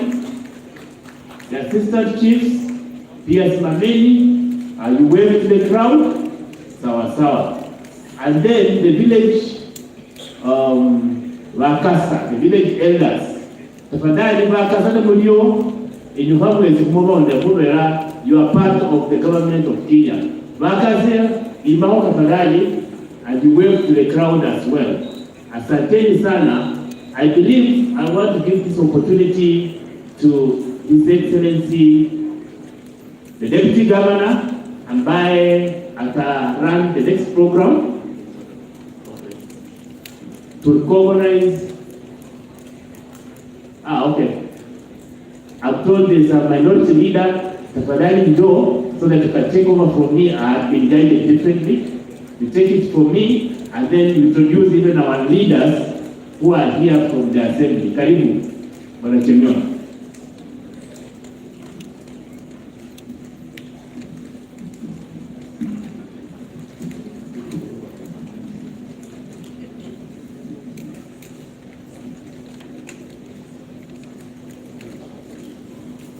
Thank you very much. My name is Honorable Chemion, MCA Kaptama Ward in Mount Elgon, and I'm also the minority leader in Bungoma County Assembly. Your Excellency Governor Wycliffe Wangamati, the Deputy Governor Professor Kibanani Ngome, all protocol observed. May I take this opportunity on behalf of the County Assembly of Bungoma to introduce members of the County Assembly who have come to grace this occasion. Honorable members, wherever you are, you can come here so that you can be seen and be appreciated for attending this session. Welcome. And I hope you will be very brief. You will introduce yourself, where you come from, the ward that you represent, and if you are a member of the Education Committee, you will also tell us so that we get to know. Thank you.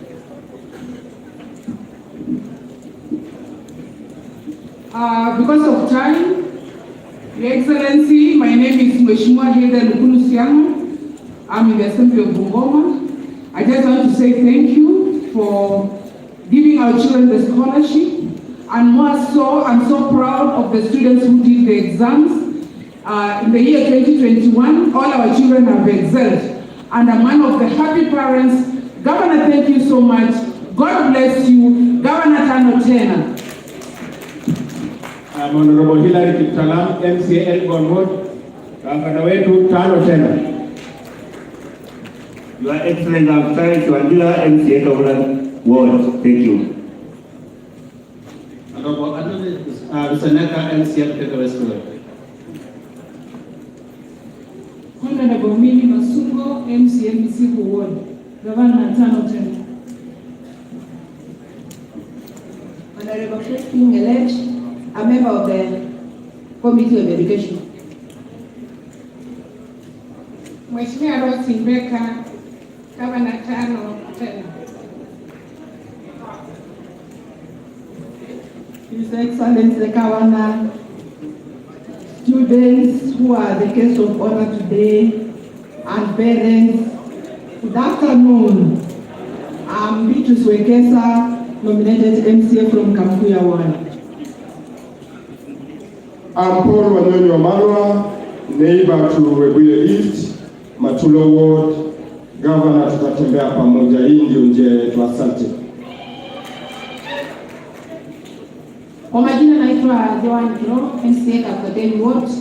Nafikiria Your Excellency nimebahatika mtoto wa Kakwadeni Ward alipata A from Kenwek High School. Watu wa Webuye hamjambo. Hebu tusalimiane hewani. Naitwa Mheshimiwa Joan Nafula Lutukai kutoka Tongareni constituency na Itiri/Abiefe Ward. Niko tuna jambo moja ya kusema. Ward yangu saa hizi vile tunasema, niko na watoto zaidi ya 200 ambao wamepita mtihani, pia ni watoto wa Wangamati, na watoto wengine 72 ambao bado anawalipia fees. Lakini niko tuna mtoto mmoja kwa ward yangu ambaye amefanya niseme jambo. Mzazi yake yako hapa, lakini mtoto hayuko hapa. Amekuwa na watoto watatu, watoto 2 wakajoin university na hakuwa na school fees, licha kwamba tulikuwa tunamsaidia na pesa kidogo kidogo. Akatoa mabati kwa nyumba, akabaki na rumu ya mabati 7 ndiye alikuwa anaishi. Lakini mtoto mwingine Wangamati akamchukua, amepata A strong ya 82 points. Kwa hivyo Wangamati Tano Tena, ili watoto wetu wengine waweze kunawiri, na Mungu wa amani aweze kuwabariki. Mimi naitwa Mheshimiwa Agri Mulongo wa Yaula kutoka Kimilili Kibingei. Na Kibingei ndio iko na national school huko kwangu na Luguru peke yake. His Excellency Governor, wale watu wenye wamezungumza hapa, kesha chama nyajua ndani, hao watu wote wanatoka Kibingei kwangu huko. Mimi kwa leo ni lazima ninene maneno mawili na inaenda kwa Western Kenya. Western Kenya tuko na Mudavadi na Wetangula. Nyanza tuko na Mheshimiwa Raila Amolo Odinga. Na kwa hivyo watu wa Western, si tulipeleka hao waende wapambane huko juu, watuletee matunda hapa. Raila Odinga anapambana na kila neno lote apeleke maendeleo huko Kisumu. Na kwa nini hao wenzetu wanasema walienda kusalamiana, baada ya kusalamiana maendeleo inaenda Nyanza? Hawa tuliwatuma waende wasungumuze na rais wa nchi watuletee matunda hapa chini. Sijui hao watu tuliwatoa wapi hawa. Asante Mungu.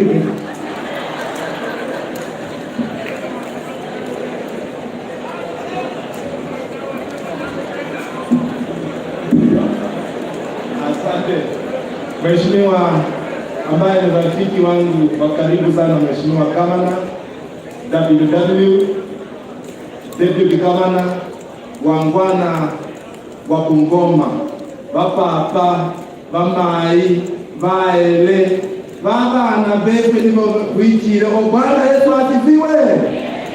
Haleluya. Naitwa Jack Kawa, MCA wa Memokoni, jana no kubela babana ngo ya kakotisha. Nika hapa kwa sababu ya maendeleo. Mpaka na mfubi alisoma kusia, kanova kusia alinyimaka kecha. Na anuwa manyani omwana wa mutambi, omwana wa mungu wa yakikafu, Yesi alisoma malakeka na ndebana baadhi na atakibaka. Si Mungu peke yake akatuletea mheshimiwa gavana, wenye walikuwa wakafanya vyao, lakini mtu ambaye Mungu alitupea na akakubali kufanya kazi is none other than Wycliffe Wafula Wangamati. Kutoka kiongozi yesiwe Bungoma Panbaza Mundekete ambaye hayuko hapa siku ya leo na ni kiongozi. Jua huyo hawataki mazuri, anatakia familia yake peke yake. Bwana Yesu asifiwe.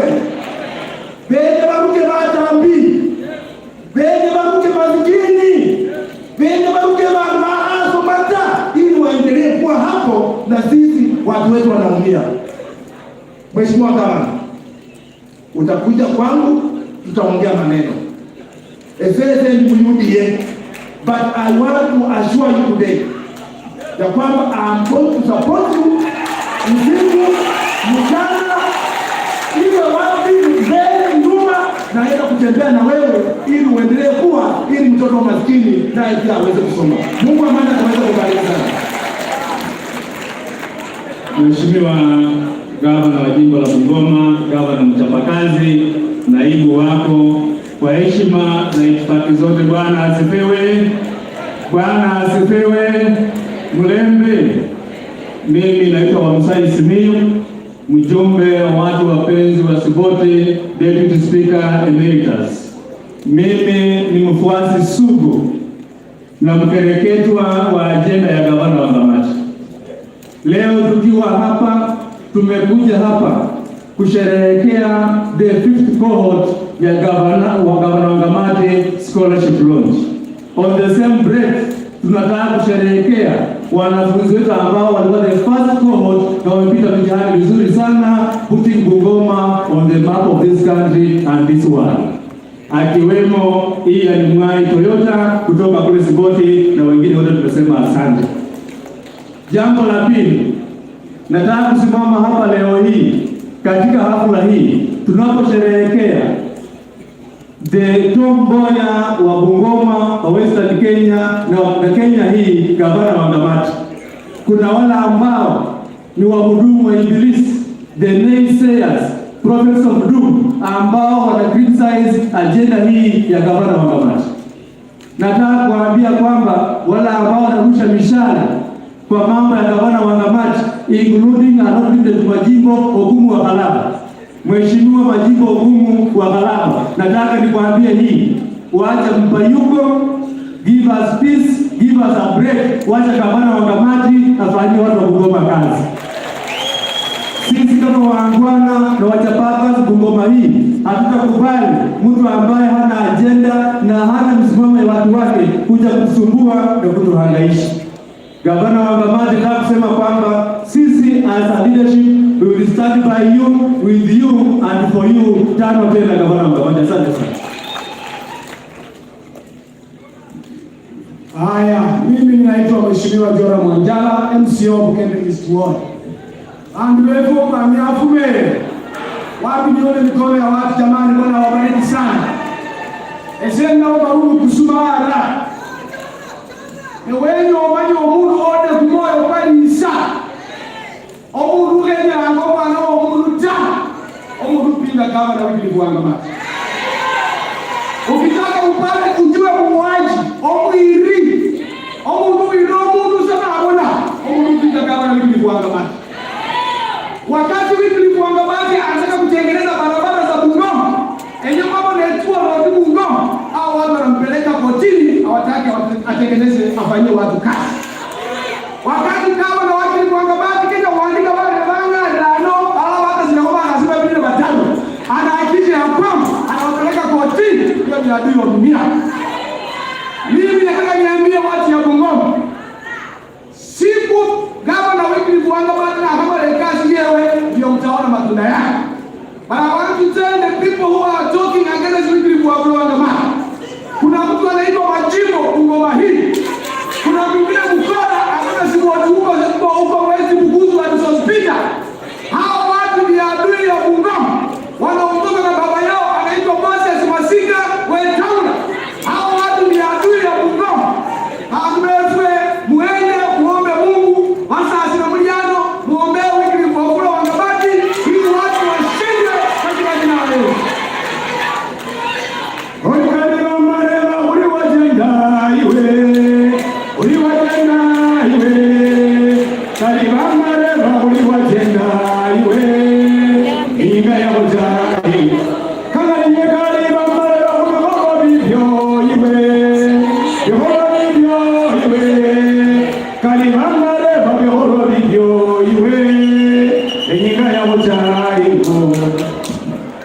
Wele papa, wele makama, wele zikumiwa kumariku neliyoba.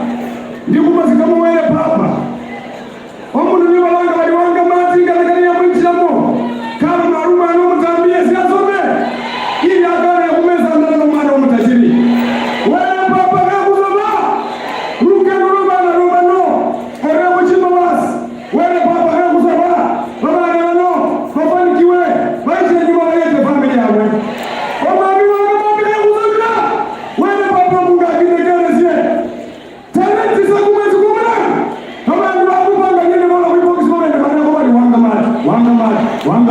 Wangamati. Sawa, kuna Yesu Kristo wa mkulio na jamu ikulu.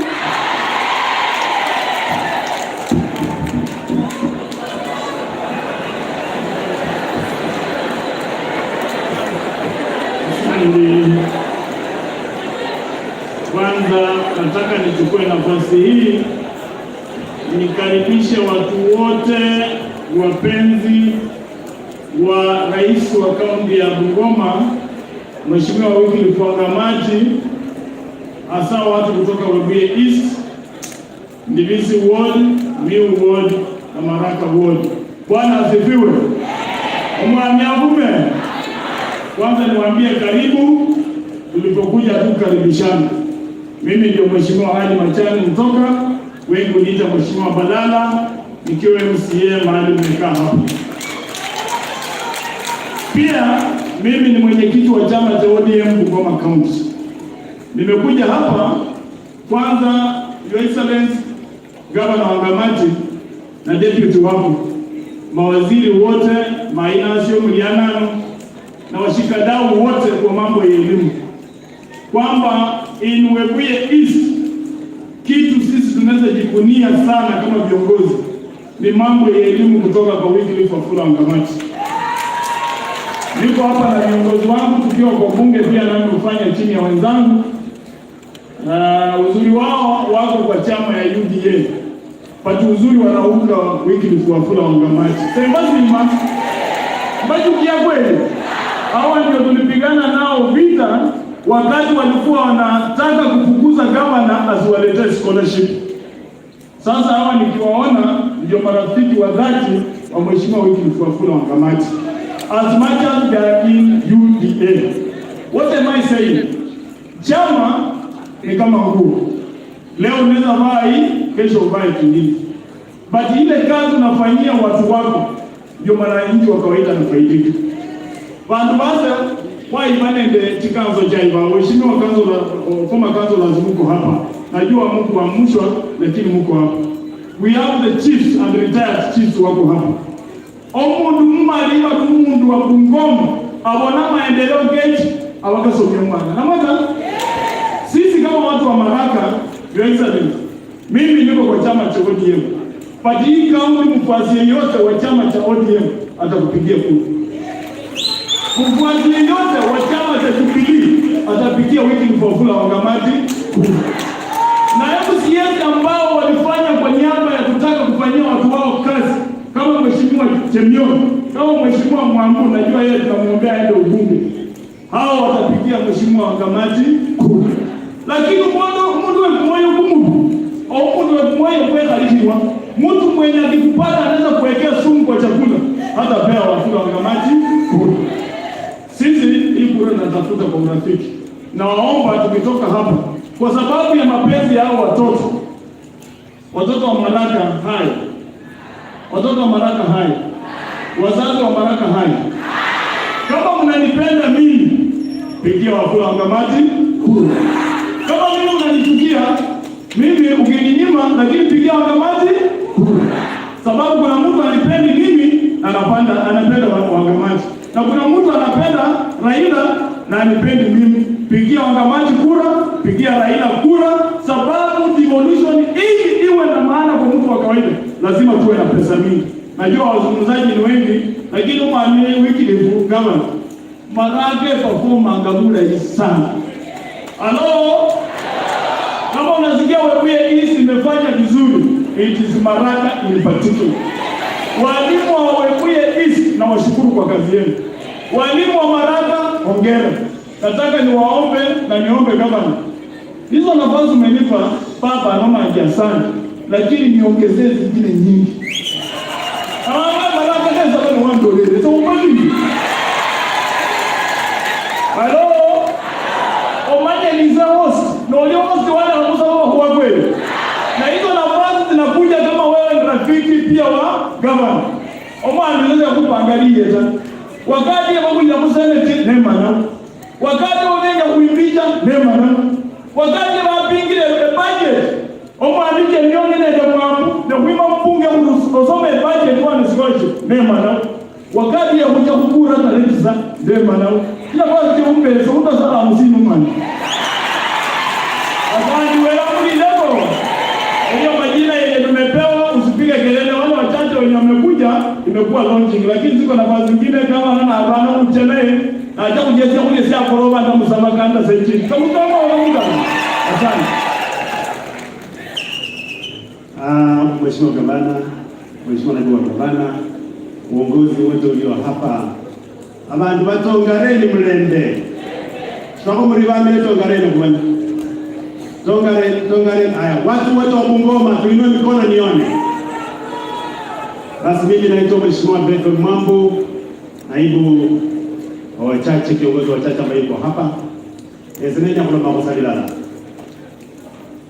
Wala bona omuntu orya kuchochomala sanyaka ile tu engo kumekeleka.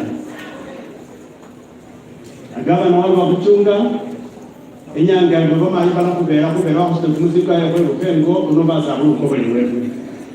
Awe na mama imukakulo batasikia babu yetu leba na bawe kwelo kanga problemu nona kukoba na kwakani leko. Mhobera. Hiyo mwani malilizi mimi nataka kushukuru kwa sababu ya hii program. Ukala muwe na haki mpe. Nataka kusema kwamba Mheshimiwa Gavana wiki kwa Wafula Gavana na naibu wako pamoja na bunge letu ambalo liko hapa, waheshimiwa MCS, nataka tuseme ya kwamba it's never one-sided, it is two-sided in the county government. It is the executive and the county assembly. We have done it, we say we are proud, and we are looking forward to see such happening again in a mighty manner.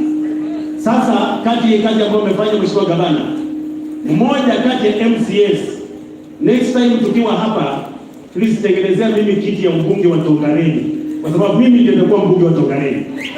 Na mwezi na bako mai onyera kwabera kumuntu oti lesi mbonyo manyo kimi akaki awele ochicha ngahali kumuya da leo ndo lole sahali kumuya wero muka jamweche. Asante. Jina la Baba libarikiwe. Hebu tusalimiane tena wakazi wa Webuye. Yangu yatakuwa machache. Kwanza nataka kusema mimi ni mchungaji katika kanisa, na Biblia inasema katika kitabu cha James 1:27 inasema dini iliyo bora sio kwenda kila siku kwa hilo jengo ambalo tumejenga.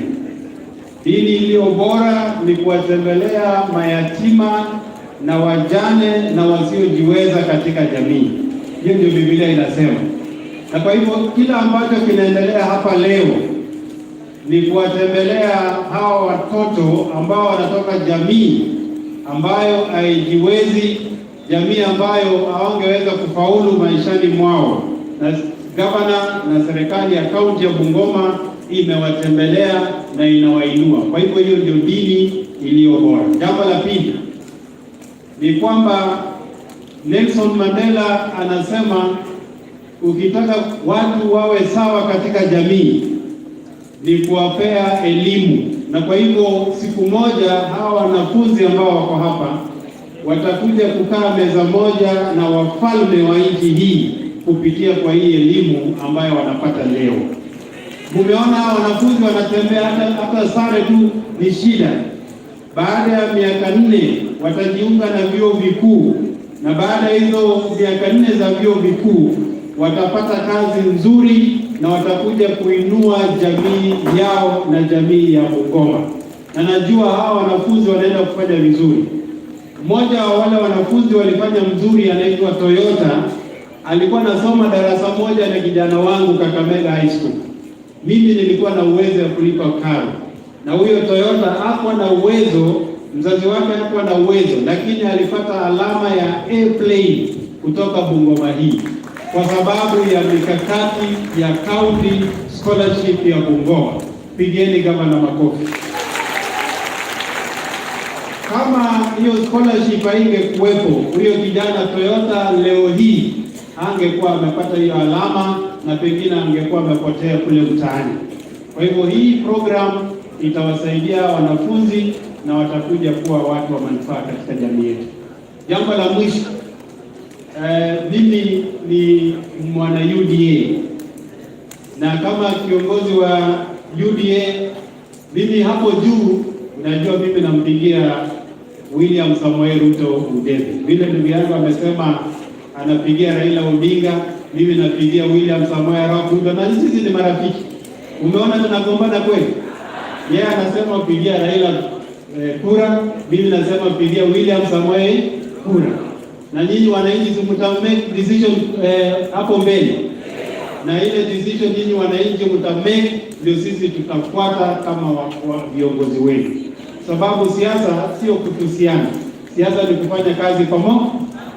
Kwa hivyo mimi namuombea Samoei pale juu, lakini hapa chini niko na rafiki yangu hapa Bwana Wangamati, ninamuombea kwa sababu ya hao watoto. Kwa sababu ya hao watoto wapate kusoma mpaka wafike university, wanahitaji yule mtu ambaye alikuwa na hilo neno ndani ya akili yake. Kwa hivyo namuombea, mumshike mkono na tumpitishe aendelee kusaidia watoto wetu. Asanteni sana, mubarikiwe sana. Your Excellency, allow me to give 30 seconds. 30 seconds. 30 seconds. Joseph, come. 30 seconds. Sidisha, before we invite the DG. DG will invite the other guests before you invite His Excellency. Joseph on time. 30 seconds. Thank you.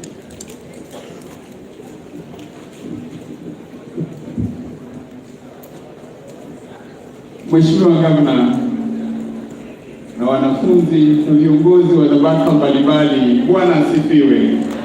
Omwami afume. Tumsifu Yesu Kristo. Omaile buranga bali hano. Maile buranga bali hano. Bali nano manyaburafu bwo mwana. Hayu manyaburafu bwo mwana. Mwana narwala burafu bwo mwana. Mayu manyaburafu bwo mwana. Mwana naguma burafu bwo mwana. Omanyi bantu bagenda sahungo kuno mwami Gavana, they do not know the pain. Yewa mai bana babirramata. So omanyi kusiro lwo mai bana babirrangamo kulela abana banota. Nonose baelewe scholarship na umuhimu kiwango sina tawe. Omanyi si bala siachile nesioneha. Mimi ukiniona hapa hivi hata sana sio kupenda kwangu. Mimi mwaka wa 2017 nilikuwa Nairobi. Mwami Mheshimiwa Senator Moses Masika Wetangula weta wananga kambolera lusaka webile bingi Bungoma wa maleyo kuchengo kuja kumunini na abandi kuba naye ne kujo lukola Bungoma no nambola liramo desenda ana nambola ali wanjibile kukongo kambola umuntu webile bintu namulebana umuntu mukuluza umuminyo mwami aholesi kamba sababu kambalira nibyo kebile kambola alinu amale Bungoma kwamulaba kuli abeko kwabuna n'abandi asimisiyaliramo nesezimo nenda kureba abantu kamarevandi lusanga umuntu mubi hamole lusanga umuntu mubi narwile sako mweno mubiri balikuwa bachikura bachamuka undi ebe bachizeni chiwamo lusanga mweno mubiri balize mukambira ebyeko munane muratima mwambira lusange kura. Halafu baadaye nikecha kambolera kumwaka kuno ali alusaka sabo mubita alinono mundu mubi alisaisi naye amawanga mani nakura nonesinga mfanani yewewe babantu no ndikuona kulia alinono chenja aliminya wanga mani ndizeta libinyi byose bizendi mota yona kuila mwaule nendilani tumeteseka sana kwa chama cha Kenya wacha wafunge waende Ford Kenya wafunge waende Wetangula wafunge waende Wetangula wafunge waende amejitokeza waziri kukomboa Bungoma yeye ni gavana wetu Wangamati ni mtu wetu. Asanteni sana. Thank you so much. And I invite the deputy governor. Thank you.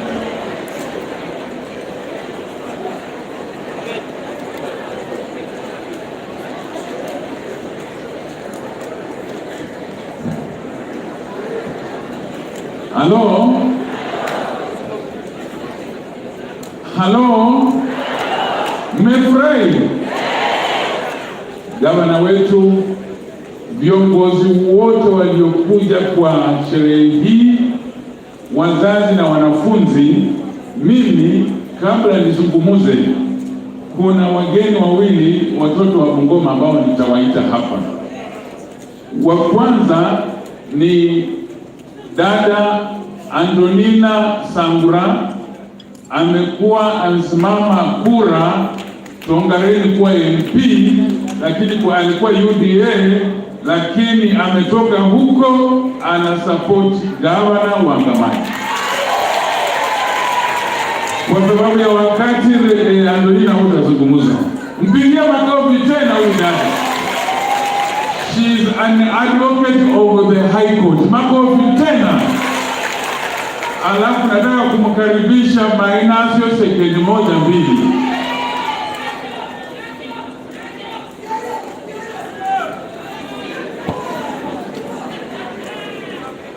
Asante, Your Excellency, the Governor of Bungoma County, Deputy Governor, leaders wote ambao mko hapa, watu wa Webuye East, wazazi ambao mko hapa na viongozi wote na wanafunzi wetu, hamjambo?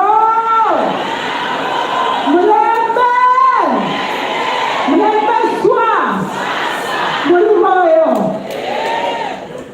Gavana, niruhusu tu na watu wa Bungoma ambao mko hapa, niruhusu tu, nimesimama hapa na nina uzito kwa moyo wangu mara pili. Niseme tu kitu, nina uzito mara pili. Uzito moja ni furaha ndani ya moyo wangu, na uzito mwingine ni majuto ambayo nitasema hapa. Gavana, mimi ukiniona hivi, ni mama nimezaa watoto.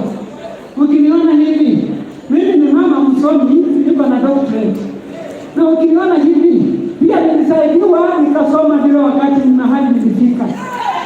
Na kaunti ya Bungoma, tangu nizaliwe na tangu uongozi ukue, hatujawahi ona kiongozi ambaye amejali masomo kama vile wamama wako hapa, wamama wajana wako hapa, single mothers wako hapa, wamama wengine masikini wako hapa. Wakati walikuwa wanahitaji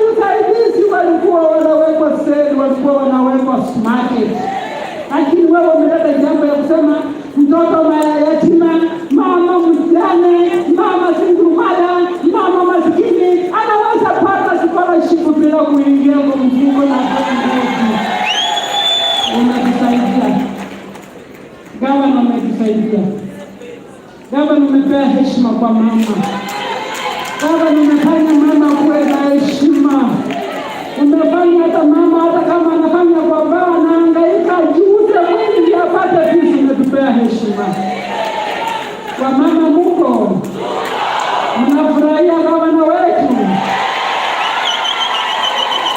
Education is the greatest empowerment and the greatest equalizer, watu wasomi wamesema hapa.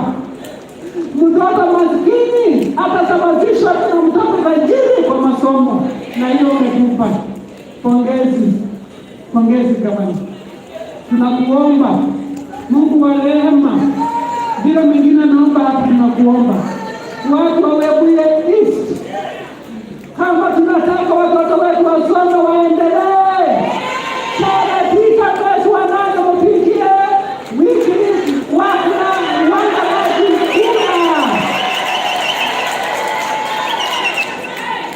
wangapi watapigia wiki wanga maji.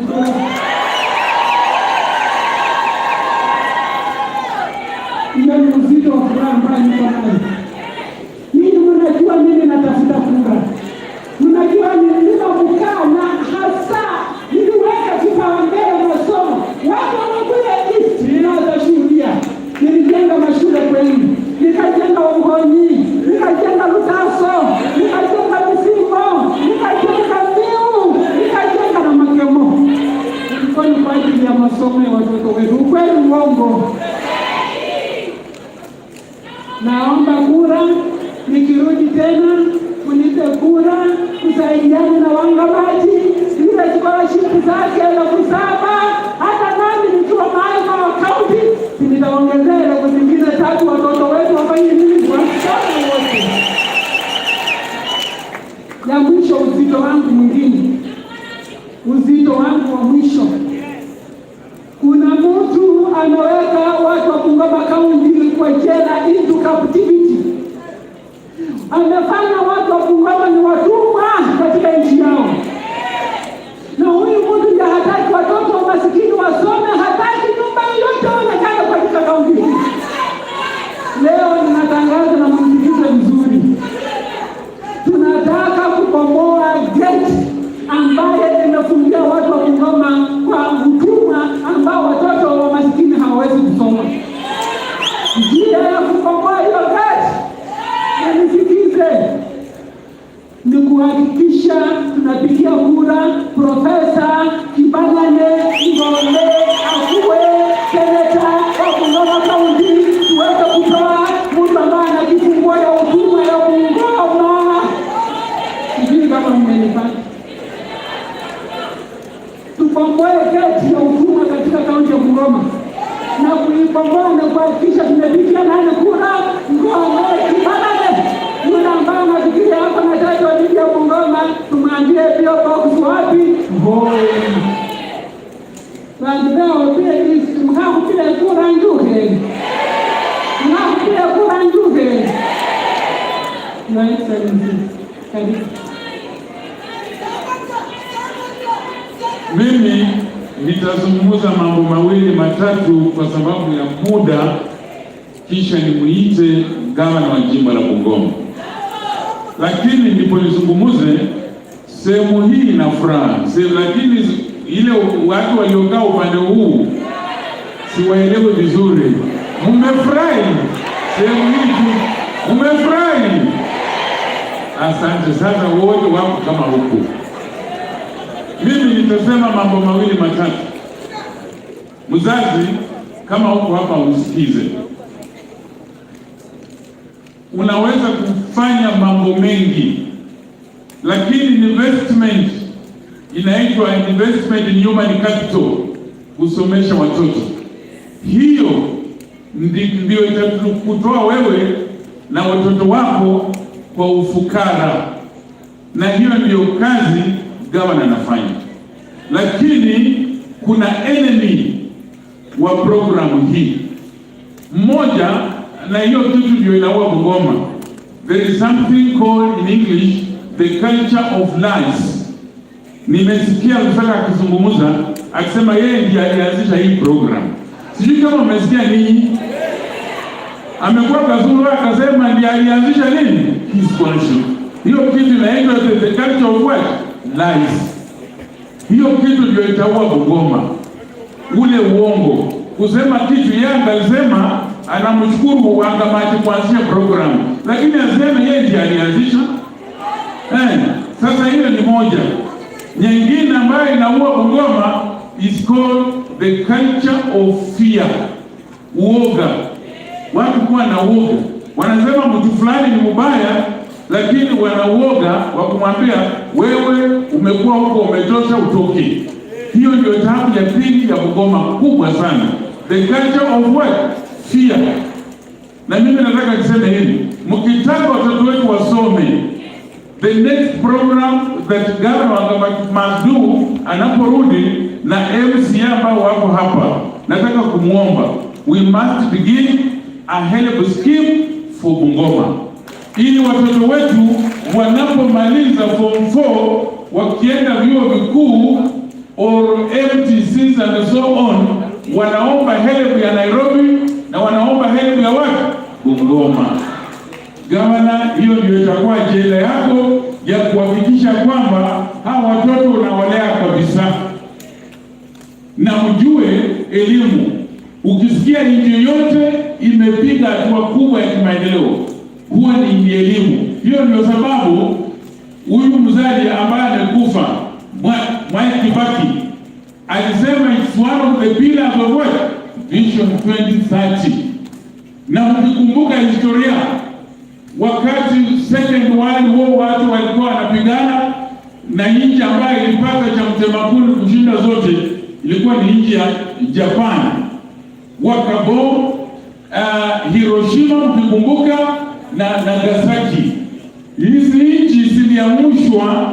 After that, the government of Japan invested very heavily in education from ECD, primary, secondary, university for free.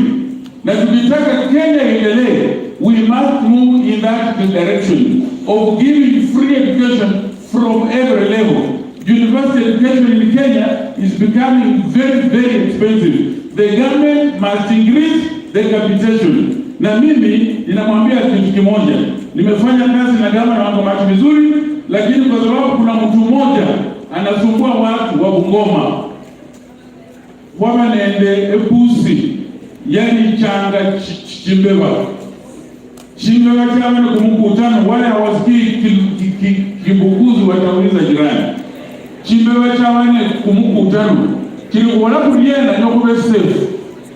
Chama wala chingile lienda hii kuenje ekengele kuwe epusi mwikosi. Neincha na kuulira na kuikiza. Wakasema hiyo plani, wakapiga makofi, wakasema hiyo ndio plani ambayo inatakikana. Sasa wakafika hatua ya kufanya implementation. But no wasi neno tekengele chefali ipusi mwikosi. Ulipusi iwarangira. Hiyo ndio tabu iko Bungoma. Tunajua tabu yetu ni wa scholarship ya gavana wa Ngamati mtu mmoja anaitwa nani?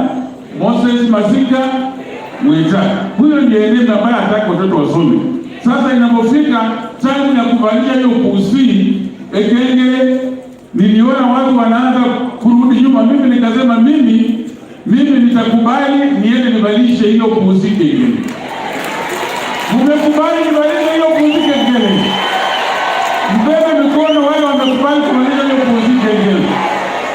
Gavana, nikimaliza ndipo nimuite gavana. Omukano nende ni gavana zikeka mukande nyumata. Ni achenja za ingeni. Omutwale nyoke nani kenda mukano yo. Ona gavana wewe endelea za kukenda esaje kufuare pusi yekengere, maana huwa anasema umundu kumundu ndiye ngome. Ataona cha mtemakuni.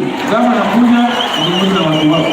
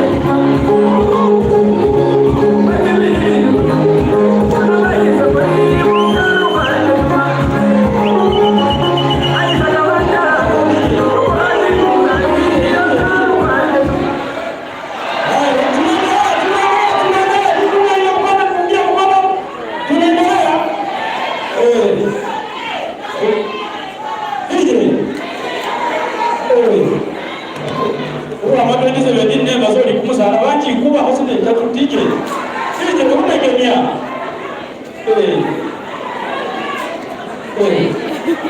Ai mana sari maida.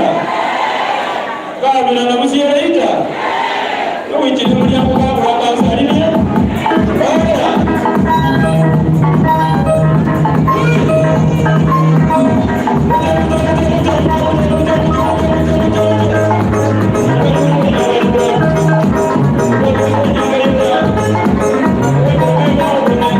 Mtu Bwana Yesu asifiwe. Vile profesa amesema hii line, Bwana Yesu asifiwe. God is good and all the time. Wanafunzi, Bwana Yesu asifiwe. Wana baraka, Bwana Yesu asifiwe.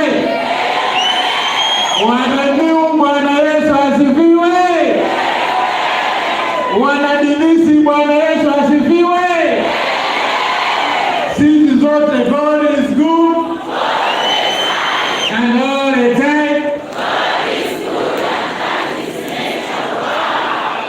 Kwanza, mimi nataka kuchukua fursa hii kumshukuru Mwenyezi Mungu kwa siku njema, siku tarehe 25 Machi, ambapo ametuwezesha sisi tuje hapa tukutane nanyi tuanzishe program ya wanafunzi wa cohort namba 5 Bungoma County.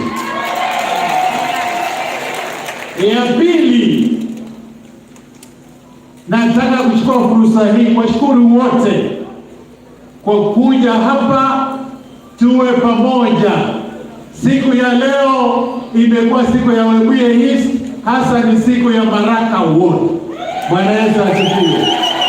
Na washukuru wote kwa kupata nafasi muje hapa Yemsima Mwezi, kwa kujitokeza muje hapa. Tunaanza program ya kulaunch the 5th cohort ya Wangamati Scholarship Program.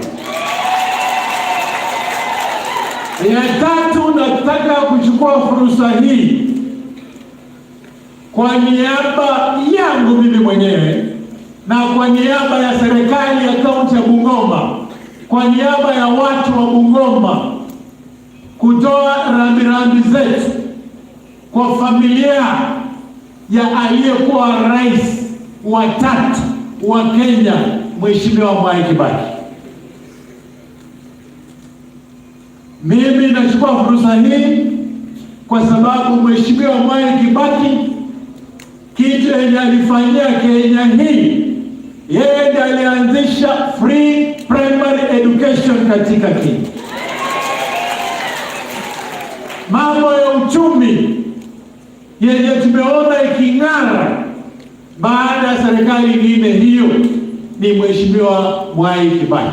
Na leo mimi nasimama hapa kama gavana wa pili wa jimbo la Bungoma, na nataka kutoa rambirambi zangu kwa familia, kwa Rais Mheshimiwa Uhuru Muigai Kenyatta, kwa serikali yetu ya national kwa kumpoteza aliyekuwa rais wa 3 wa Kenya, Mheshimiwa Mwai Kibaki. Waje tuchukue dakika moja mbili, we observe some silence in respect. Sisi zote tusimame.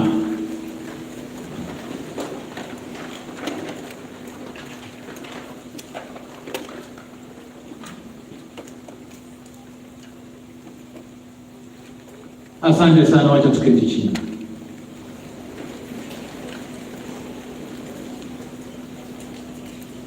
La nne, siku ya leo ni siku muhimu sana, na kwa sababu ya matanga ya Mheshimiwa Mwai Kibaki, mgeni wa heshima siku ya leo alitakikana kuwa cabinet secretary wetu Mheshimiwa Eugene Wamalwa, lakini kwa sababu siku ya leo rais wa Kenya alikuwa anapokea ule mwili wa aliyekuwa rais wa 3 katika parliament, cabinet secretaries wote, wabunge wote wamekuwa huko Nairobi, lakini mimi nimesema leo tuje hapa as much as we are mourning the former president, lazima pia sisi tuendelee na kazi yetu ya kupeleka vijana wetu shule. Hebu jipigie makofi.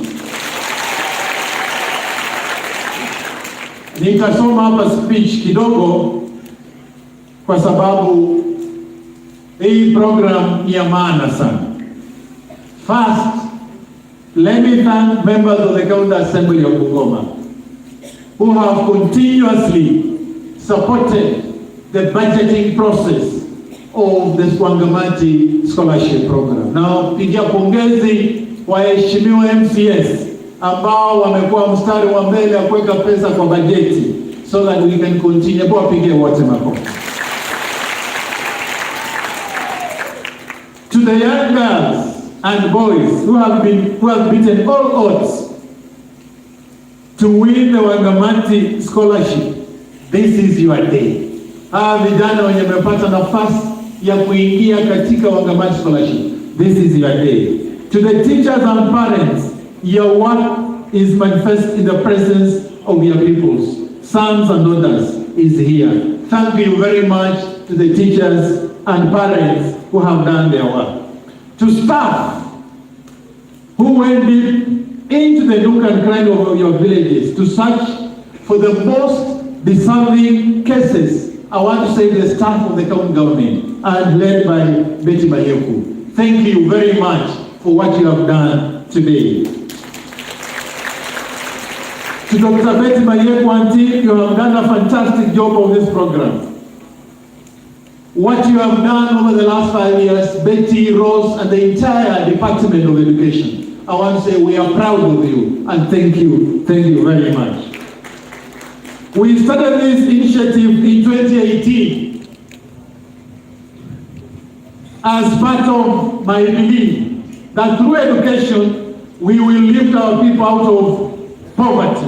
Today, 5 years later, I still hold the same philosophy that through education, the son and daughter of Mama Pima, Mama Boga will one day sit on the same level with the son of Wangamati. Through this program, we are working to create tomorrow's leaders, doctors, teachers, engineers, actuaries like myself, and economists. There is also a bursary outside the scholarship program. We have a bursary for our boys and girls who miss out on the Wangamati Scholarship Program. Ni vizuri tuambie kila mtu mwenye yuko hapa kuwa kando na Wangamati Scholarship Program tuko na bursary scheme yenye tunapatiana outside the Wangamati Scholarship Program. As we unveil the list of successful applicants today, our pioneer class of 500 students sat their KCSE results this year, and the results are out, and I'll be talking about it later on. Another 3,150 are continuing in different schools across the country. This year, we have lowered our mark to 300 marks. Lakini tumeenda pia area zingine, tumechukua chini ya 300. Tumeenda mpaka 250, 240, penye tumeona there is need for affirmative action. In some areas, we went even further down to below 300 to ensure that every village of this county benefits from this scheme. Tumeenda area zingine ambao watoto wamepata 220, 230, 250 kuhakikisha kuwa every village katika Bungoma hii tuna watoto wako ndani ya Wangamati Scholarship Program. Friends, this scholarship has become the single biggest motivation for our candidates at KCP. Every after exams, young boys and girls walk into my office with result slips in their hands, reminding me of my promise to see them through high school if they scored a certain mark. In 5 years, the number of applicants has grown from 987 in 2018 1,020 in 2019, 1,579 in 2020, to 2,500 last year. This year, the number of applicants shot to 8,000 applicants. Hence, the decision to increase the number of beneficiaries this year to 7,000 beneficiaries.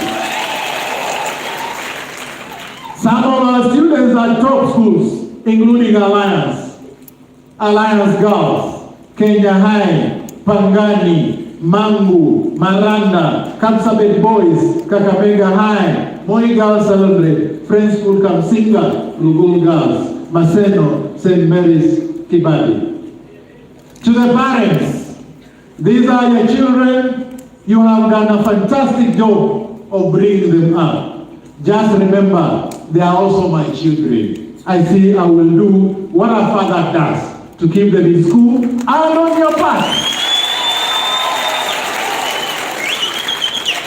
Nataka kuambia wazazi wenye wako hapa, hawa vijana ni watoto wenu, lakini lazima mjue hawa vijana pia ni watoto wa Wycliffe Wafula Wangamati. Naambia hawa vijana wenye wamekaa hapa na wasichana, ukitoka hapa jua, ukishaingia kwa Wangamati Scholarship Program, now you become a daughter and a son of one Wycliffe Wafula Wangamati. Na nazungumza hivyo zungumzi kwa sababu ya kura. Last year, wazazi hao mwezi jua, mimi nilianza program ya kutembelea watoto wangu shuleni. I went to Maranda, I went to Kenya High, I went to Alliance, I went to Cardinal, I went to Isamis, I went to Nigeria, I think. Sasa hawa watoto nyinyi mkiwa hapa, when you walk out, know that you are daughters and sons of the governor, Wycliffe Wafula Wangamati.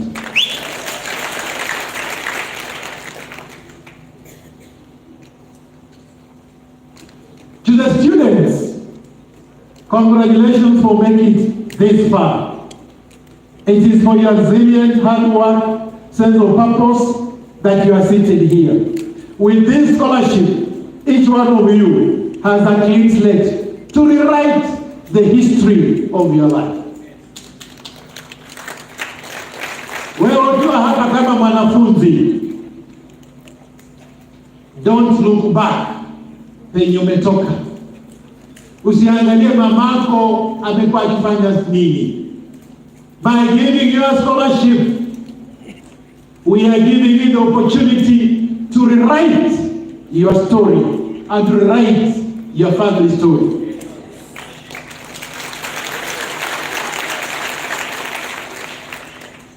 To succeed in life, you need to seek excellence beyond academics. Make friends in school. They will count long after you have left school. Commit yourself to the Almighty God. Thank God for every day for this and many more opportunities to come in your life. Remember to honor and respect your parents. Wewe kama mwanafunzi ukitoka hapa,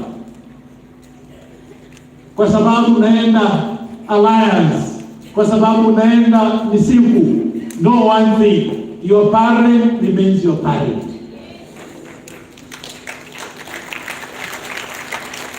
Hata kama mzazi wako ni mama pima,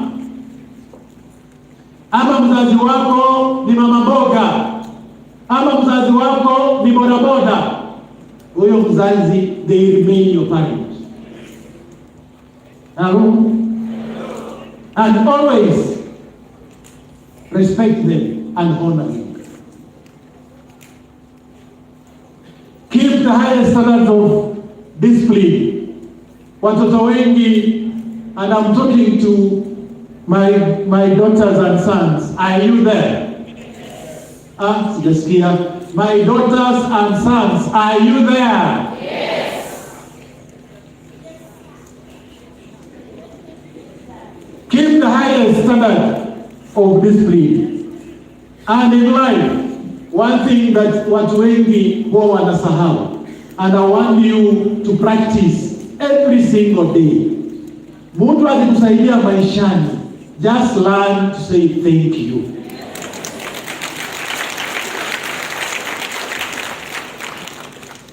Hello? Mtu akikusaidia, kama ni mwalimu, kama ni jirani, kama ni mwenzako, ambia mwenzako thank you. Those two words itafanya kusaidie wengine. Bwana Yesu asifiwe.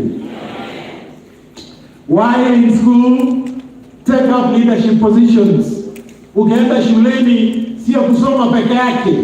Ukipata nafasi to participate in extracurricular activities, do so.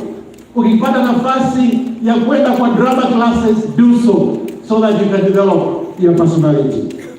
Learn to go to bed early and wake up early and always keep time. Learn to give. It doesn't have to be money. It will be your time, your attention. The only way you can receive. In whichever way, my daughters and sons, tafuta njia ya kupatiana. Be always be giving. Kusaidia mtu, kufanyia mtu kitu, you will be ready to receive back from that person.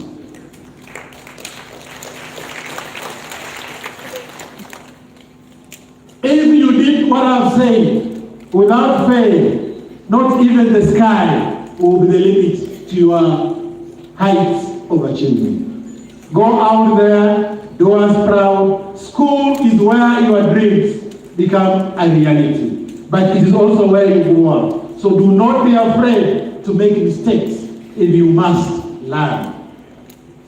Bwana Yesu asifiwe. To the teachers, to the primary teachers present here, continue reminding people of the existence of Bungoma Scholarship. Ask them to put in the hard work. We will do our bit as the government to ensure that these kids remain in school and they study up to fourth form and beyond, up to university. To the principals who are here, consider creating a scholars garden. Chairman Kesha, when I visit your schools, I want my children to take me to the trees they have planted in the school gardens. That is how we become to make leaders who respect the environment they work in. Together, let us start on our mission to create the next generation of leaders. A generation that is humble, but not cowards. Fast, but not reckless. Humble, but not timid. Confident, but not arrogant. A generation that knows how to give way to the elderly, where men open doors for their loved ones. A generation that values humanity. To friends and partners, the Bungoma Scholarship Program started as my dream. Today, 5 years later, it is way bigger than my dream. It is for this reason that I seek to hand this initiative back to the people of Bungoma County. There is definitely something each one of us can do in our various stations in life to breathe life into an initiative so designed to change the destiny of our children. Chenye nasema hapa marafiki wenye tuko hapa, there is something that we can do at an individual level. Yes, some of us can mentor the beneficiaries of Bungoma Scholarship Program. Some of us can adopt one of the beneficiaries and take care of their shopping. If we can do so, do shopping for them. What I'm saying, sisi zote wenye tuko hapa, na nauliza hata viongozi wenye wamekaa hapa, sisi we can adopt one or two kids and we take care of those kids. Tuwanunulie shopping, sisi kama serikali tutalipa school fees, but we want people to be more proactive and participate in the education of these kids. To the banks, Equity Bank, Kenya Commercial Bank, Cooperative Bank, Family Bank, thanks for the extra scholarships. Equity Bank, KCB, Family Bank, Cooperative Bank, wametuongezea scholarships so that we can give the kids of Bungoma County. Leo, kwa sababu tuko hapa, before nizungumuze kidogo outside my formal speech,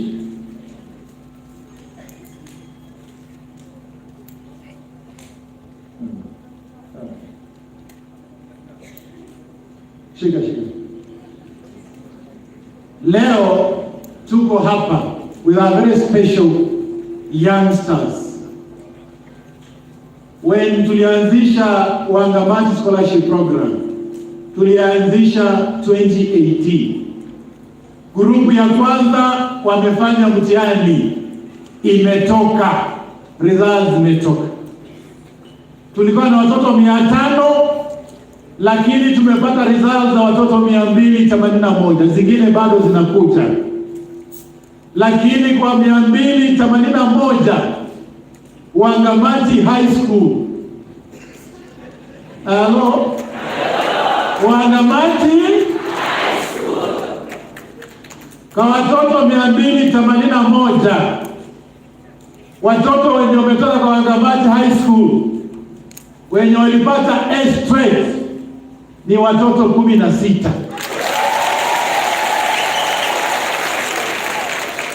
Wenye walipata A minus kwa watoto 280 bado wengine watakuja. Wenye walipata A minus ni watoto 46. Wenye walipata B plus ni watoto 47. Wenye wamepata B plain ni watoto 49. Wenye wamepata B minus ni watoto 56. Wenye wamepata C plus ni watoto 33. Wenye wamepata C plain ni watoto 22. Wenye wamepata C minus ni watoto 11. Hizi results zinasema out of 281 wenye tumepata results, watoto 200 karibu 50 wanaenda straight to university. Hello? Leo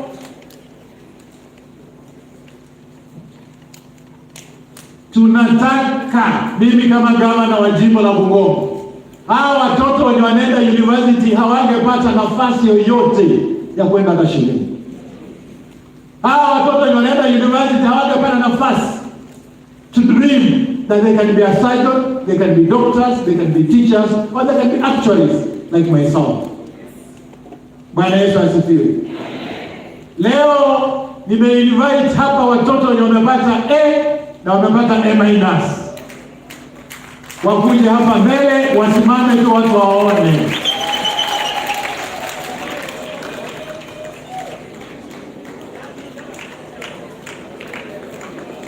Simama tu hata kwa hiyo kama wanaweza kutoshea kwa hiyo.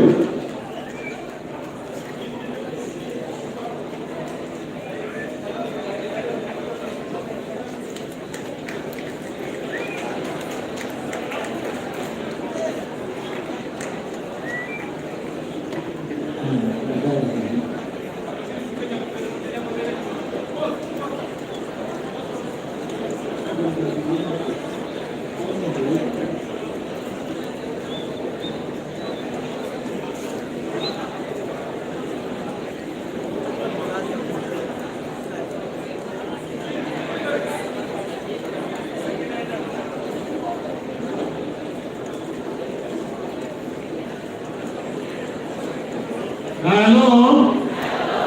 Bandu ba Bungoma ndegereze. Babana bano kulile bana 16 banyoleji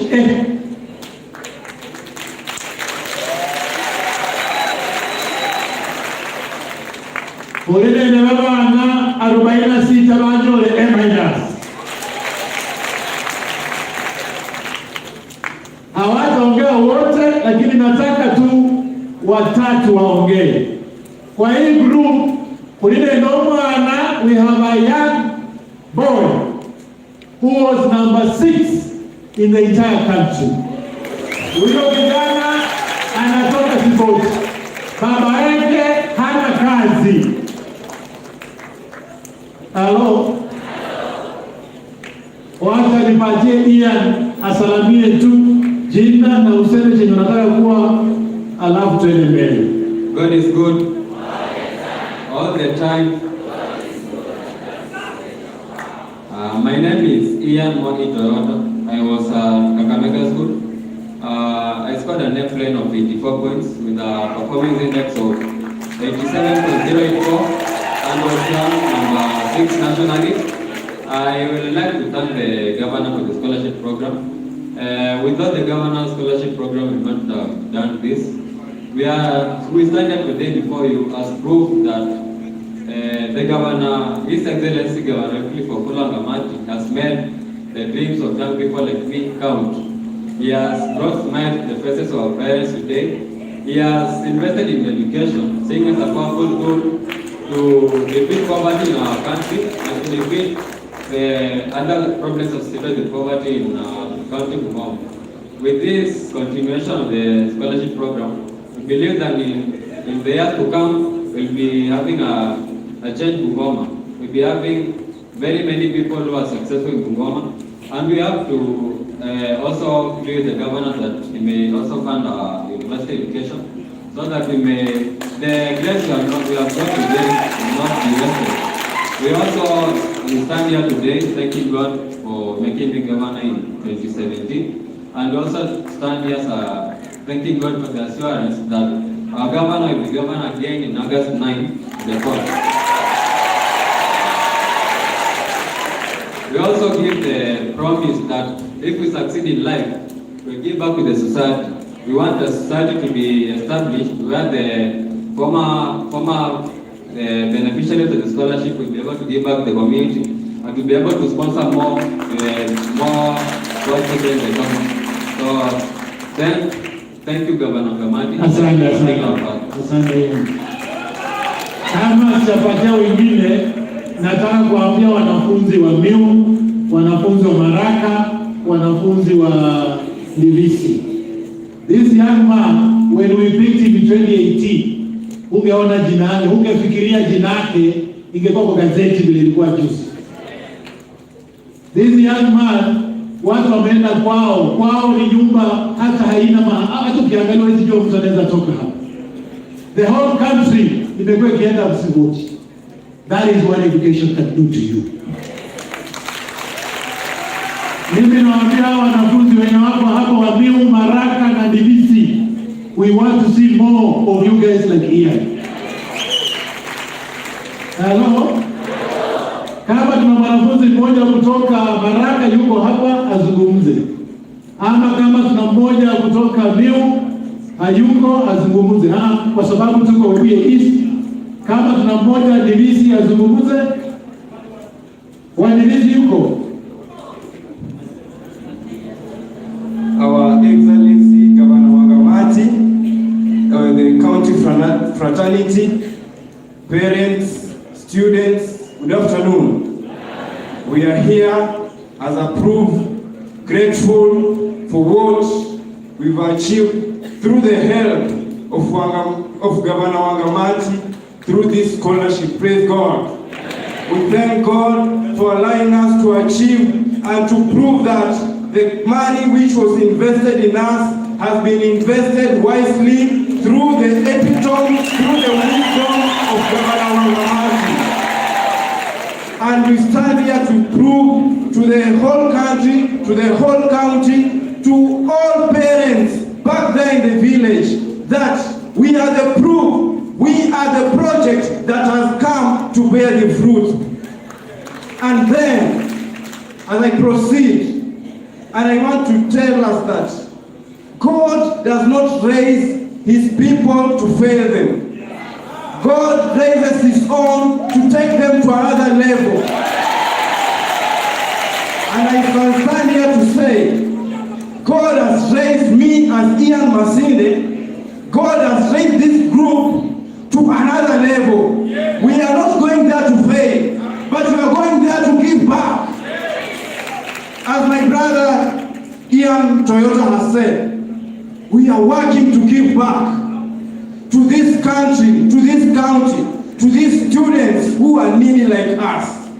And we want to assure our governor, what we will do, we will mobilize our fellow young people, our parents back there in the village, that WWW is one to be our governor, our second governor of the county. Thank you so much. We are grateful. May God bless you. Asante. Kuna yote mwingine kutoka Webuye East? Any culture from Webuye East? Yeah. Kama hakuna, kwa sababu ya agenda, wacha nipatie tuna yote kutoka Miu, tuna yote kutoka Miu. Hayuko. Maraka. Kama wako, najua mheshimiwa mzee anataka watu wazungumze. Lakini wacha tupatie Tatiana for gender.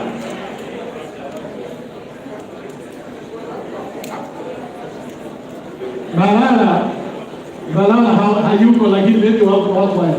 Before this young girl speaks, huyu msichana has been brought up na babu yake. Anatoka huko South Bukusu, Bumula. Tatiana, I think just give you a story na uzungumze moja mbili. She also got a straight A, amekwanga Pangani Girls.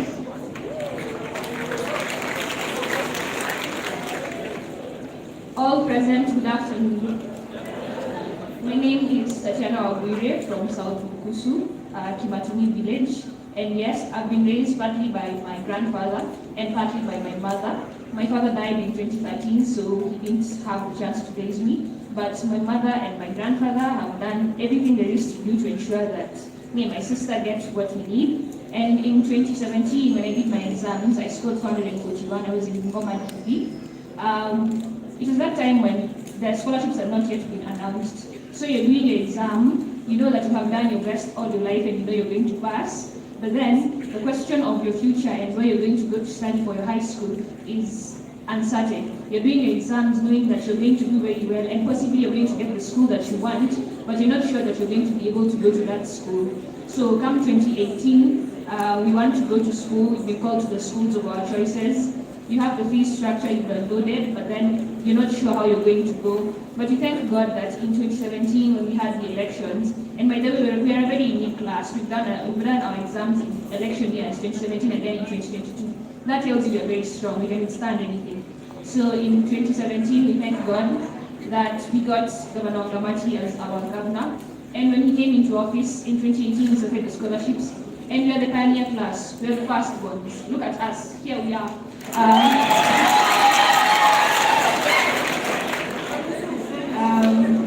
I like to think that I'm tall, but I know a lot of other people here are taller than I am. So I know you can see all of us. We are the first ones, and we like to think that we are the babies because we are the ones who are the first class. We got our fees paid. We went to school, and I can assure everyone here that none of us got sent home because of school fees or lacking anything in school. Our government ensured that we got everything that we needed, including coming to school for visiting. Imagine a whole governor coming to your visiting day. It's something special. And 4 years later, we've done our exams. We've enjoyed ourselves. We've been here as a family. We've grown together. We have this special family, all of us here together, these connections, and as you can see, all of us have passed. And truly, we are going to help each other just as we have been together for these 4 years. And looking from Gamanti, our governor and our father has taught us that we need to be united, we need to be a family, and we need to think about development, and we need to give back to our community. It's very important. When you're given, you have to make it your duty to give back. So definitely we are going to universities, and big universities for that. And we're going to become very big and important people in this country because we're very ambitious, just like our father. And once we're done with all our studies, because again, we're very ambitious, we're planning to do a lot of things in the university, we're going to come back and give back to our community. Because education is very important. You have to remember that it's what opens doors to all of our dreams. And I'd like to congratulate my classmates, because they're my classmates, those who are standing here with me and those who are in the audience, those at home. Congratulations for the good work done. Your results are something you should be really proud of, and I hope you celebrate it. And maybe you can all meet again and celebrate. And to the classmates, those who are sitting here, former classmates, those who are going to be in Form 1 in 1 week's time. Congratulations once more for 8 years. It's no joke. What's remaining now is 4 years of high school and the years to come. Put in your best foot because you have the support system. There's nothing you're lacking. The only thing that remains for you is to study and study hard and study well. Remember that you have people to make proud. They have done everything to ensure that you go to school. You cannot let them down. Make sure you have fun and make connections, but remember your studies, they are very important. And as my German teacher would say, because I did German in high school and I have to show off, alles Gute. Thank you very much. Hello. Wow,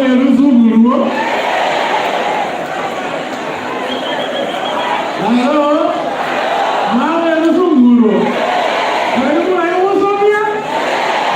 Wacha ketini chini.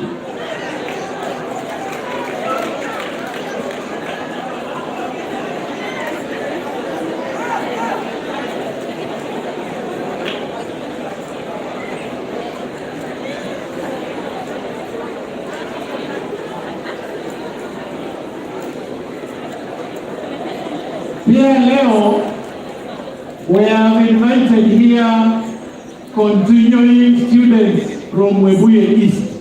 Hawa wanaenda form 1, lakini tuna wenye wanaenda form 2, form 3, form 4. Pia simama.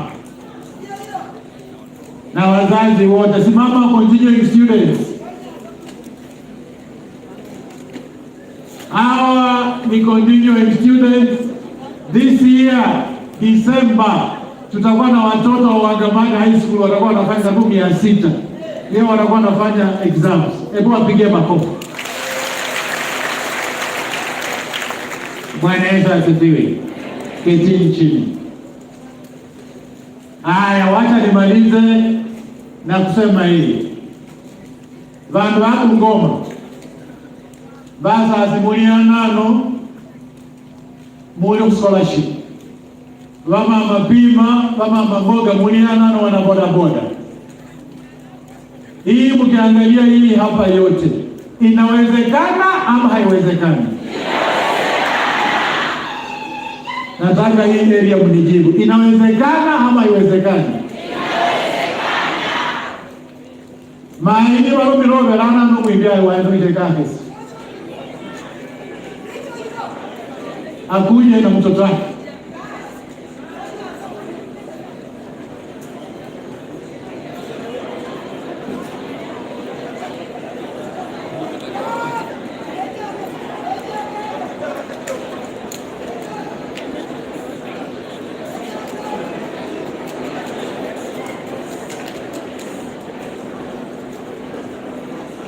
Yes, mama.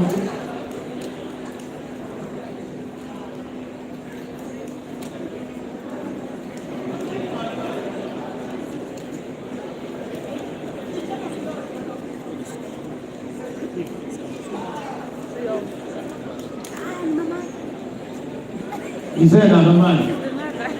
Hemola maida la kali o mwana high school. Ah, wala darasa. Anaka ila o mwana high school. Saida mo msasi ko kuniezi. O mwana ngeke anasome. O mwana ina nasoma kai o halache ina pesa kwa mwana sino msalache. Bala mchakanga. Ne baba balikie mwariye. Na ngoma leo nasoma baraga la humu chaka.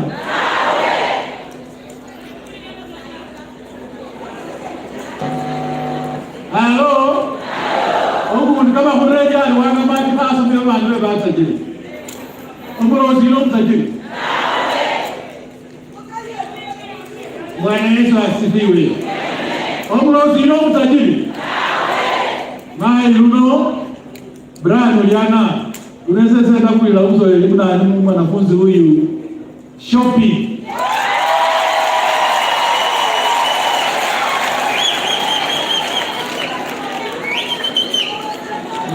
Namu leza shopping, achie skuli, kameo, asome mula hii, wala change maisha kwa mwana kama hii.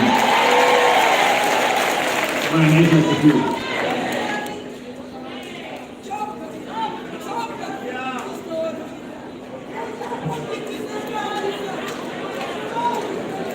Hello. Slogan yetu ni hivi siku hizi. Ni jo si ilila maanano ni jo sio vandu vekweza kamwabesha nafasi hebaliye mwabesha nafasi kuba gavana na mabilioni jimbo lya Bungoma mara mwandu makucha kubohola ikasi mara ino maomeka mahwakano kusumbula asubuhi vandu vefue balisese narure mukenya muno balinakile kukenda bibala enji kubwa malemba gavana nachalwala lwongini. Bwana Yesu asifiwe. Lakini basara abantu baba bao kukwamba 2013 mpaka 2017 bacha kisomali 15 bacha Singapore, bacha Israeli, bacha Germany, bacha Kadewani bali bahora benchmarking. Hello? Mara sese nendra mukenya nenye mole bantu bakuga bamunekeshe bantu obisi nendra mukenya mrone njenji bandi pese sala wani chelefu 100 kusi nende sisi bamulipa chelefu 100 nende balala chelefu 100 none kuli bandi 20 nokurura mukenya mrone kuchenji mara kuli bandi 20 esikunda abachi milioni 20 chebanda hapo nekuikala enje chisiku 20 abachimilwa vichinga 40. Halo? Esese najile naolela vita bie kaunti ya Bungoma kukwama 2013 mpaka 2017 barumikila chimilioni 500 kucha kukendenje yeye. Halo? Bwana Yesu asifiwe. Ezako wanga maji msahuke kalano nalo banani badania kukenda kuchenje bukule kisendi checho ende ku scholarship omwana wa mabatima omwana wa mamboga anyole nafasi ya somo. Halo timilioni 500 tilikuiva ile ku scholarship chele 10. Halo amanga sesinamwa huke adobana banisiba kumana amanga sesinamwa huke omwana wendibisi wabakolo musungoro ansaliana no dai wale ni manano nesaya abantu bawe kuye isi basasimuliana no mwezi nani tareti sabu mwezi kwa munani no chamu pekura kana. Halo? Bwana Yesu asifiwe. Mwana na wanga bali tarehe za mwezi wa munane.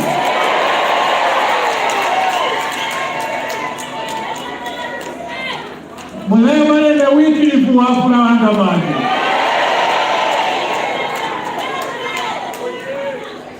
Maana ina kwa malione funga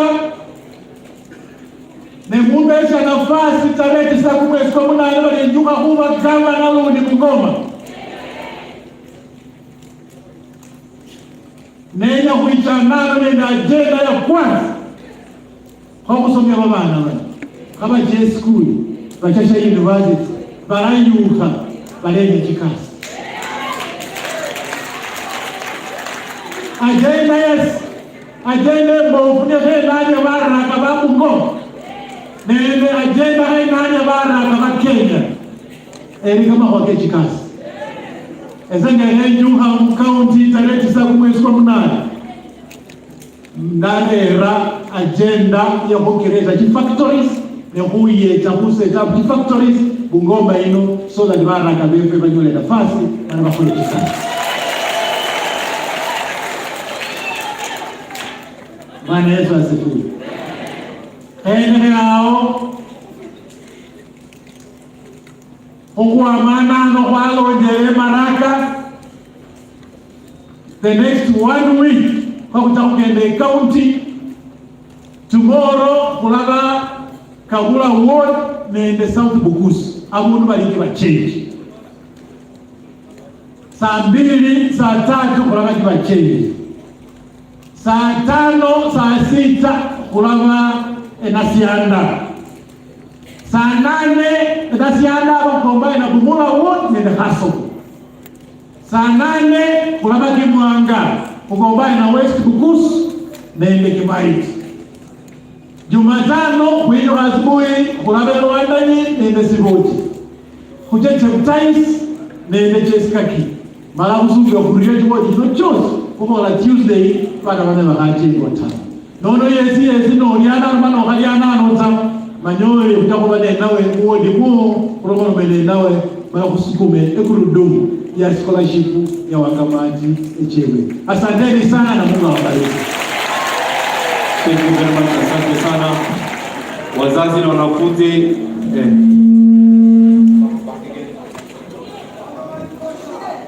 We now want to sound engineer. We now want to officially unveil sound engineer. To officially now unveil the 5th cohort of the Wangamaji Scholarship. Let's all be upstanding. Tafadhali sote tusimame. Sound engineer. Ngoja, sound engineer.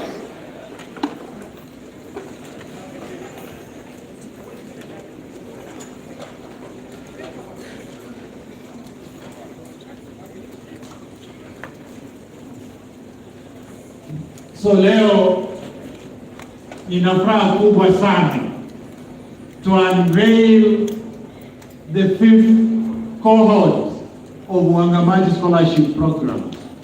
Makofi.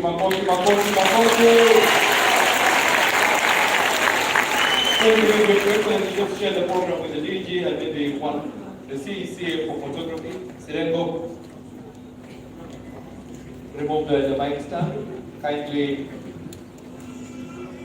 exactly, just next to, thank you very much, thank you. Dr. Reginaldo Yoradon, please join that photo kindly. Thank you very much, thank you. Wakili, please join, thank you very much. Thank you, Your Excellency, ladies and gentlemen, please, let's all remain upstanding for the national anthem.